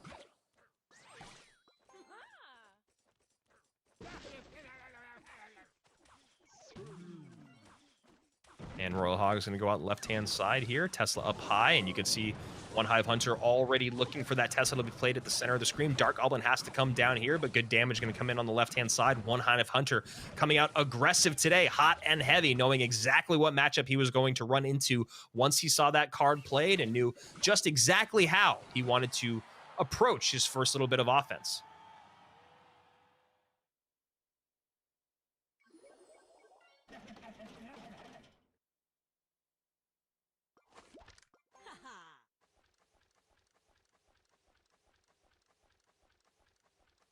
So Princess cycled in the back here. And someone in the chat saying, come on, I'm stuck in Spooky Town. How are you going to ask a trivia question about that? You love to see it. So Ligan, number one out of Western Europe in our regional group stage. Of course, One Hive Hunter, our invited player. And that flying machine going to connect on the left-hand side. Ligan already feeling the same woes that he did earlier this week, or I guess I should say yesterday, with this deck, this bait deck, just not able to do what he needs it to do. Good damage in already from One Hive Hunter on that left-hand side. Very little map control by Ligan. Of course, our 74th ranked player in CRL in One Hive Hunter. Very happy to be in the lead right now.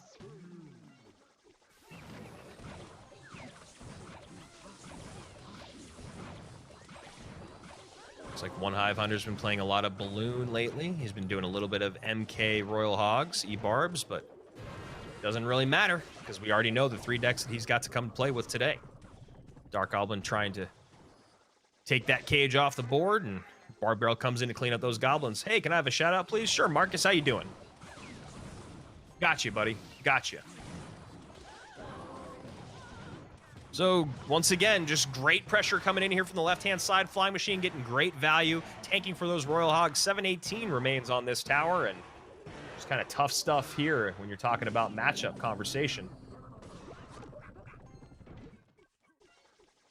So far, One Hive Hunter does not even need to play his final card, which I believe are those Royal Recruits, which is what I was saying I thought he should come out with in game number 1, so maybe still got it just a little bit up here in the booth.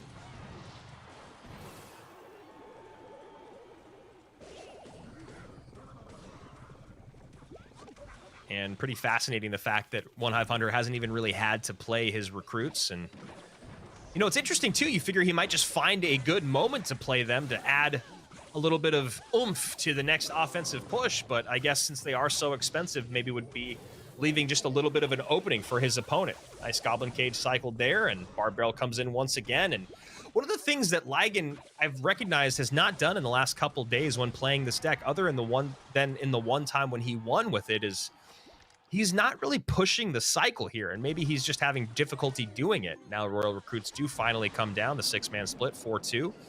Mortar going to get cycled in on this right-hand tower. Goblin Barrel does come in, but he's done very little tricky barrels. He's been able to, or his opponent has been able to keep up with this cycle the entire time. And, you know, when you're playing against Barbarrel, those tricky barrels are definitely a lot more appealing, considering the fact that you can get good damage in, but the fact that he's never varying them up, I mean, that time he hit One Hive Hunter, just straight missed, but just seems like something you'd maybe want to try to take advantage of when you're going up against Barbarrel as opposed to Log. Fireball goes in on the right-hand side. Flying Machine on top of the Valkyrie here. Second Flying Machine does come down, so a Dark Goblin has to come out in response, and a Fire Spirit. Dark Goblin gets taken off the board. Now a Tesla comes in with another Fireball coming down from One Hive Hunter. Rocket in, no way to get back around to another Rocket. There is the Goblin Barrel with the Log. Barbarrel comes in, as does Zappies. And Ligon feeling the pain of this Log Bait deck, and honestly, that was not the exact best matchup that he was looking for. I mean, the better matchup is against that Mortar deck with Archers, Musketeer, because it has Snowball as opposed to Log, so then maybe you can get a tank in, and then the Barrel, and then the Snowball comes down and mitigates some of the damage, but not 100% of the damage like we saw every single time the Barbarrels came in there. So interesting stuff. You know, I would have thought that Ligon maybe went to a different deck to open up this set, but maybe just looking for the best matchup possible, but you know, didn't really feel like One Hive Hunter was in any spot to give him that matchup. That would have meant that One Hive Hunter just went to the deck with Snowball just because, whereas the other decks with Fireball, Barbarrel, they're all running Royal Hogs. Why not run the deck with Royal Hogs and Royal Recruits? Looking at your opponent's spell power, only one of those decks has Fireball and Snowball. So again, I think One Hive Hunter came out with the exact correct deck. I think now he's going to go to another Royal Hogs deck, but this time with MK and E-Barbs. We'll still have Barbarrel, Flying Machine, Mother Witch, and Fireball in there. I think that's where One Hive Hunter goes to next. Whereas Ligon, I think, honestly needs to change things up. Maybe go to his Royal Giant deck. I don't think we're going to see that deck out of One Hive yet, the Musketeer Mortar one. I think maybe you look for that down the line. And I do believe that One Hive Hunter should go to this MK E-Barbs Royal Hogs deck. And I would like to see Ligon play this Mother Witch Magic Archer deck with Bomber. See what happens here. Game number 2. It's not up to me. And Ligon does go to that deck with Snowball, and One Hive Hunter still gonna stick with exactly what I thought. So, hey, look at that. I'm okay at my job. MK Flying Machine, E-Barbs, Royal Hogs from One Hive, and Ligon gonna go to that Fireball Bait deck.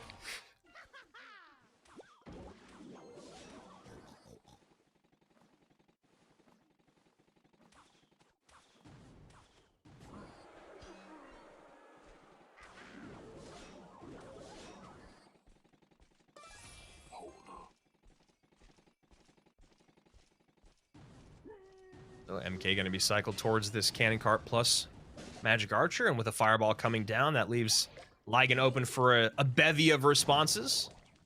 He's got his Royal Hogs, he's got his Mother Witch, he's got his Bomber. So Bomber plus Cage here, going to create a nice push on the left-hand side. Maybe Piggy split 3-1 to the right. And decides to just kind of hold here for a minute.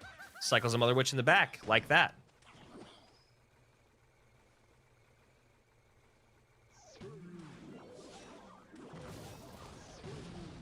Good Fireball in from Lygan here on the left-hand side. Piggy's out in the opposing lane. No Fireball in cycle, so E-Barb's going to do some good cleanup, but good damage coming in as well here for Lygan.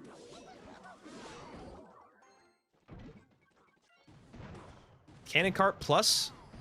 Going to need something else maybe here to deal with that Flying Machine.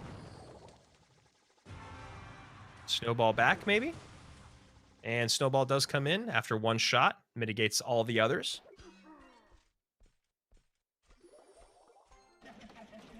And MK cycled in the back for One Hive Hunter, who is up 1-0. Wool asking me, do I have a deck that I enjoy commentating the most? Honestly, I do love fast cycle decks. Those are my favorite decks to commentate about because just so many crazy interactions can happen in such a short amount of time. You can turn the games on a dime by really great outplayability. It's one of Rich's favorite words to use, and yeah, I definitely think that that is my absolute favorite. Although it is always fun to drop a Mega Knight into an ocean of piggies. Nice there for One Hive Hunter, getting some good value out of his MK, but still good damage in by Lygan. 1237. 1496. Why do people quit in 2v2 so much? They get scared too fast. Yeah, 2v2 so low stakes, and there's nothing at stake, so, you know, people just walk away from it. They're not having a good time. So great push here coming in on the right-hand side. Fireball goes to the left, Snowball goes to the right with a high cage there, and Lygan deals with this in a really, really nice sequence. Fireball should still be in cycle. And no, decides not to. Goes Bomber with the Cannon Cart here, maybe trying to turn this into a good offensive push. Cannon Cart so slow on its feet, though. There we go. Hogs split 3-1. Big push here on the right-hand side. MK goes up high, but Lygan still gets good damage in. And now, Cannon Cart connects on the left-hand side. Great Fireball there to get on top of those Zappies. Now we see a high Flying Machine here out of One Hive Hunter. Going to turn and focus on that Cannon Cart, bringing that tower down to 1130. One Hive Hunter down in both lanes. Nice defense here by Lygan. Magic Archer will clean up that Flying Machine. Flying Machine will not take the Magic Archer off the board, which is another opportunity to get more pigs down here if he wants, but feels a little low at Elixir. I like the reset.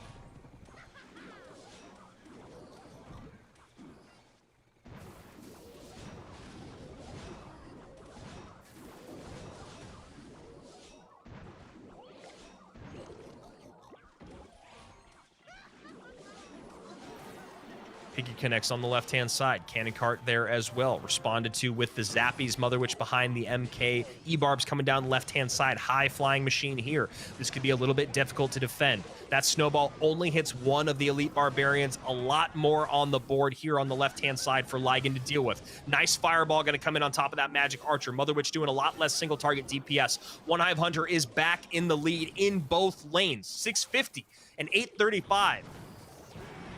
10 seconds remain. One pig gets on the tower here. Fireball will come in from Lygan. Fireball gets on top of the tower. Does bring that tower down low enough. One Hive Hunter, 6 HP. 6 HP, 622 to 650. And Lygan gets there just in time. And you see a little bit of emotion coming out here. Whew.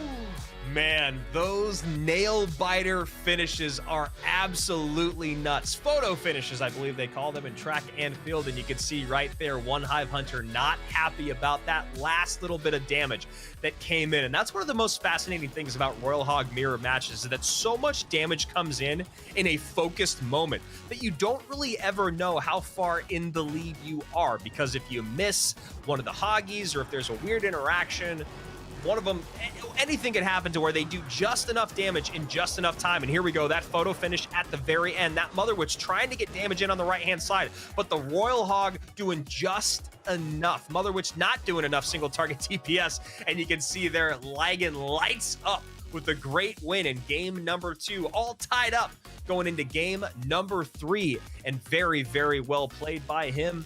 But we do have to talk about that deck matchup conversation. Both these guys have won with decks, and both of them have lost with one. The one that One Hive Hunter has lost with, he had okay success with earlier in this week, or I should say yesterday, which is the one that you just saw there. However, Ligan on the other side of it, 25% win rate with that log bait deck coming into today, and has not been able to win with it today. So he's going to have to go back to that deck, maybe in his third game. I don't think I want to see it here in game number 3 yet. Sorry, I was going to say in his third winning game. And Ligan not going to do it. He is going to go to Electro Spirit, which means he is going to go Royal Giant. That's exactly what I want to see out of him here. Save log bait for the end, because you know your opponent is also going to save that mortar deck for the end.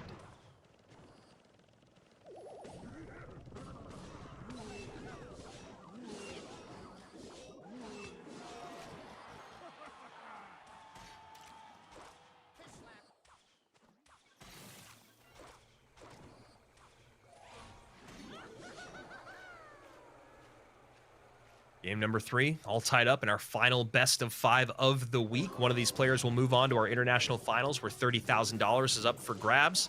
The other one will be eliminated with a $1,200 check as a consolation prize. A thank you for competing, and hopefully see them next season in GameStars Season 3.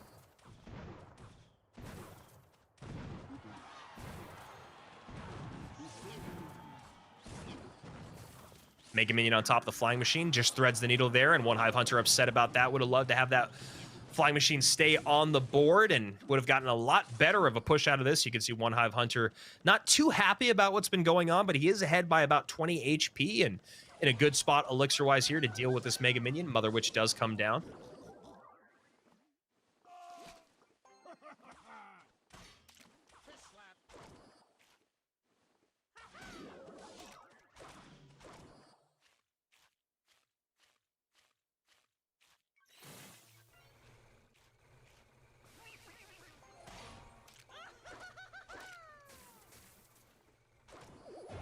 So Mother Witch out from both of these guys.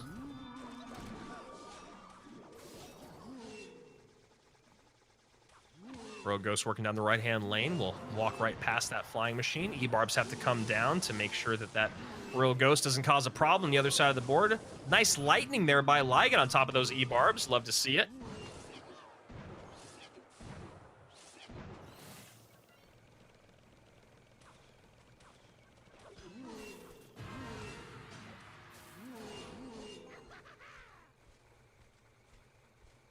And a nice push here coming from One Hive Hunter, who is in the lead by just a hair. Fireball comes in to extend that lead a bit. Nice Royal Ghost placement to take those Zappies out of play. But MK gonna leap on top of the tower.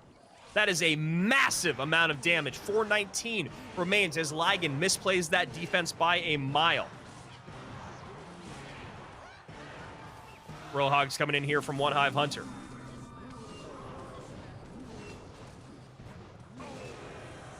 And Fireball comes down. One Hive Hunter picks up a win here in game number 3. Now we know exactly where One Hive Hunter has to go. Up 2-1. He's got the one deck remaining. It is that Mortar, Snowball, Fireball, Archers, Musketeer deck that he struggled with a bit yesterday. It's one of the reasons why he's here today. And this is the moment where all things went wrong for Ligan. You saw the lightning early on here, I believe at the beginning of this push, but that Mega Knight plus Barbarian causing a boatload of trouble here for Ligan, and then a great send with these Royal Hogs plus Flying Machine plus Barbarian Barrel plus Fireball to sew things up there at the end. And One Hive Hunter takes a lead in this best of 5, which means Ligan still has 2 options. Does he go back to the Royal Giant deck? Probably. I think that Royal Giant deck matches up pretty well. He's got Lightning in there. He's got Fish Boy in there to help pull those E-Barbs away. He's got the Royal Ghost to create pressure. And, pull the Valkyrie away. He's got the Royal Ghost to create pressure, because when you look at what One Hive Hunter has on the ground, he doesn't have a lot of great responses to catch that Royal Ghost. He has Valkyrie and Skellies, so there is that great Skellies surround, but what he's going to have to do is Skellies surround and then Archers if he wants to find himself at a close to even trade and get a somewhat of a counter push coming in. So here we go. Game number 4. One Hive Hunter with his least favorite deck. Lygan going up against his most favorable matchup. And he goes back to Royal Giant, which is exactly what we'd expect. Looking for some good value on that Lightning. Maybe catch the Princess Tower, Musketeer, and Mortar. Wouldn't that be nice?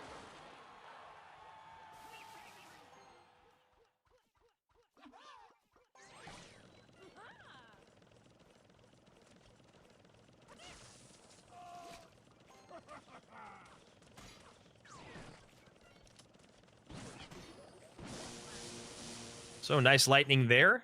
And the Fisherman here going to pull the Valkyrie in after a Mega Minion swing comes down along with that lightning damage. And this Fish Boy, I think, might get 1 fish slap. So yes. No? Yes, it does. And so Skeletons do have to come down after a cycled Snowball. You already saw good value from that lightning early in this game, and that's probably going to be the name of the game as we continue to move forward. Lygan in a slight lead because of that lightning, 21.98 to 23.14. Fireball coming down once again here. E-Spirit going to be cycled in the weaker of the 2 lanes. Someone asking, does level 14 affect World Finals? No, it does not. Level 14 will not affect World Finals. World Finals will be played at the standard tournament level 9 cards. And a lightning in here. That is not a good lightning from Lygan. Musketeer stays alive. Does take a couple piggies off the board. This actually is going to be a nice exchange there by Lygan. Lightning ends up doing good job because that that Valky came off the board right away.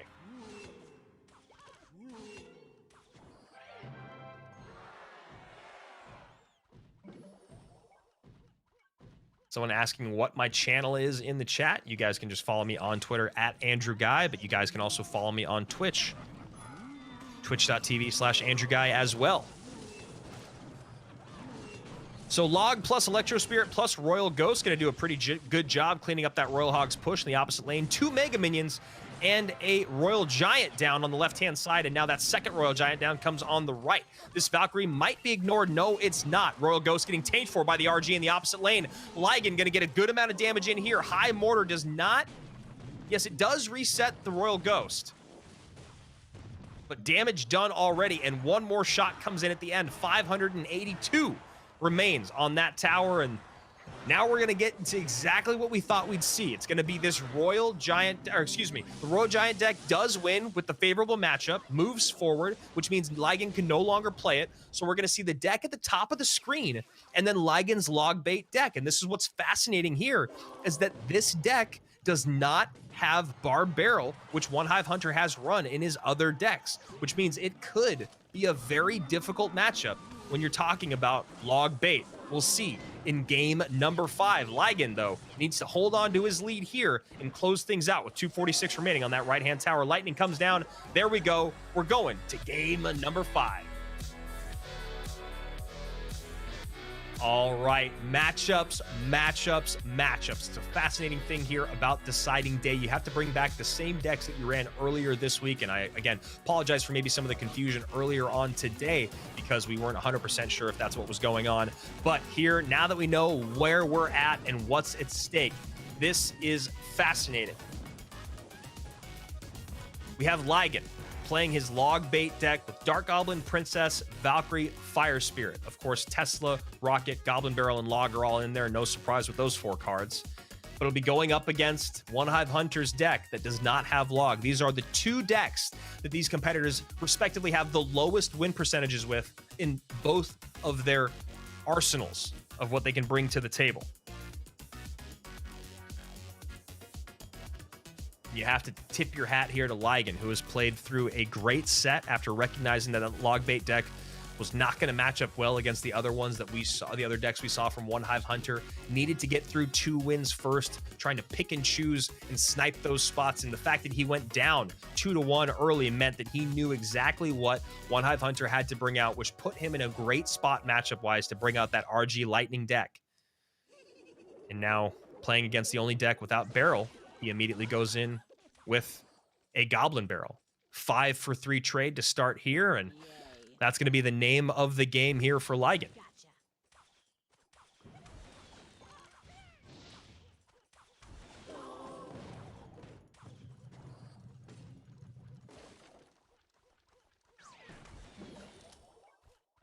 Musketeer here to protect those archers. Archer will take that princess off the board, but we get an oops out of one hive who recognizes that archer may be getting ahead, a little too far ahead.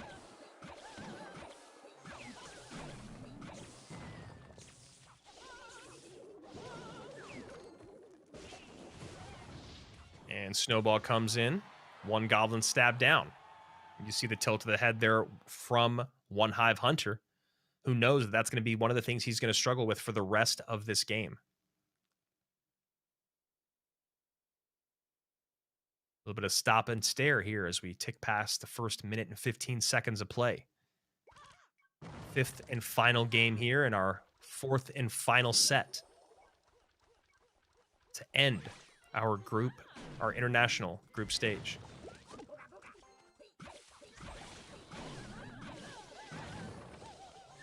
So Dark Goblin gets taken off there by the mortar. Tesla has to come down here to assist, and that's a bit of an overspend here by Ligon, who's ticked down to 2, but Musketeer stays alive. And Musketeer now will need to be responded to, maybe just a Fire Spirit, and Royal Hogs come down as well. Fire Spirit gets some good value there on top of the Musketeer and 2 of the Hogs. Hogs going to get some good damage on the right-hand side. Princess does come down to help mitigate that damage or stop the bleeding by just a bit.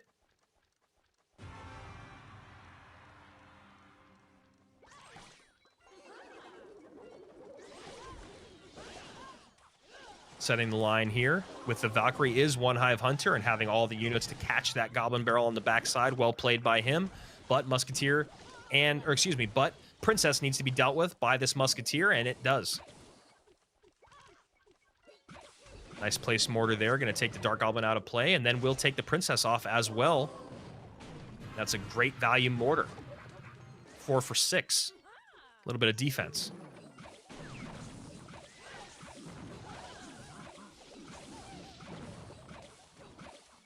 So Fire Spirit gets some good value at the center of the map there, and now a Dark Goblin plus Valkyrie push comes in, and that mortar misses actually the Dark Goblin. Now we'll take the Dark Goblin out of play. 2192 to 1878.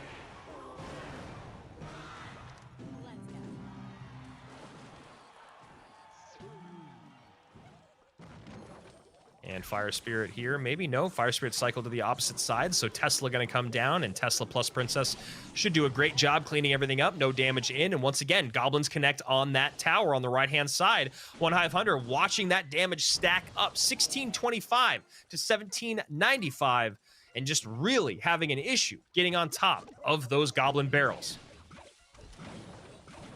Go high Musketeer here to catch that Tesla. Nice play by one Hive Hunter. Going to add a little bit more offensive pressure. Fireball comes in on top of that Princess. Valkyrie does come down last second, though, as an Archer brings the tower on the right-hand side down to the lowest tower on the board. But Snowball comes in to stop this barrel.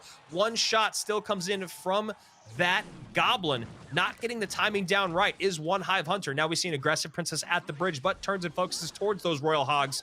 Archers will take her off the board, as those Royal Hogs bring that tower down to 10-13. One Hive Hunter back in the lead by about 500 plus. Double spend here. Valkyrie up high, Musketeer down low. Princess does get a little bit of splash damage as this Valkyrie gets some good swings on the left-hand side. Royal Hogs go right into that Tesla, go right into that Valkyrie. But Mortar stays alive, and this is a very, very good Mortar. Ligon not wanting to spend a rocket on it, but one Hive Hunter happy to overspend here. Hoggies come down once again, and this could be a lot of trouble for Ligon. Log comes down. Musketeer to help clean up that Valkyrie. Second mortar comes down. Tesla up high. Nice catch there with the archers, with the skeletons. Dark Goblin needs to get taken off the board by that mortar, but doesn't happen. Tesla doing its work. Tesla now out of cycle. Valkyrie up high. Hoggies on the tower. One Hive Hunter is going back to our international finals. Our second place competitor stays alive through this 5-game set. And the man from Sweden will be back in the Gamestars finals, competing for $30,000. My, how the time flies when you're having great time watching excellent Clash Royale. Our 8 players are locked in, loaded, and ready to go. Are you ready to go? November 3rd through the 5th, you need to be here watching all the great GameStars action go down. And One Hive Hunter will be there after this tough 5-game out. Someone's saying they don't understand why the decks are pre-made. Could you explain? Yes, I can. These decks were the exact same decks that they played in the competition earlier this week. No one had the opportunity to change their decks, so it left the playing field even. They were all able to prepare 3 decks coming into the week, and they knew that they would be able to play those 3 decks all week long. And Ligan, struggling with this log bait deck, did find himself in the best matchup at the end of the day. There you see top right-hand side 17% to the middle of this other side of the screen at 40%. That was the matchup that Ligan was looking for, but was just not able to play through it. Great stuff there from One Hive Hunter, who adjusted, adapted, and dealt with that matchup, not having anything to deal with that Goblin Barrel. So, the awesome Hugo CR, SB, and One Hive Hunter will join our 4 other competitors in Predator, Inthrill, Topic, and Demas. Those are the 8 that will move on to our international finals, $30,000 on the line. One of them going to take home the lion's share of that money. But Demas going to have a lot to say about that, as him and One Hive Hunter might face off once again in our international finals. One Hive Hunter looking for revenge there after getting taken out 3-2-1. You got to make sure that you follow along with all things GameStars CR on Instagram, on Twitter, on Facebook, and most importantly here on YouTube. Make sure you're subscribed to the channel. See, there's about 800 plus of you guys watching. Let's make sure 800 plus you guys all subscribe so you can catch those finals that are going to be a blast. SB and Topic moving forward from that Group C. Group B, Inthrill and Hugo will be moving on. Both those guys in our international finals last season, I do believe it, with Hugo being the crown champion of Season 1 of GameStars.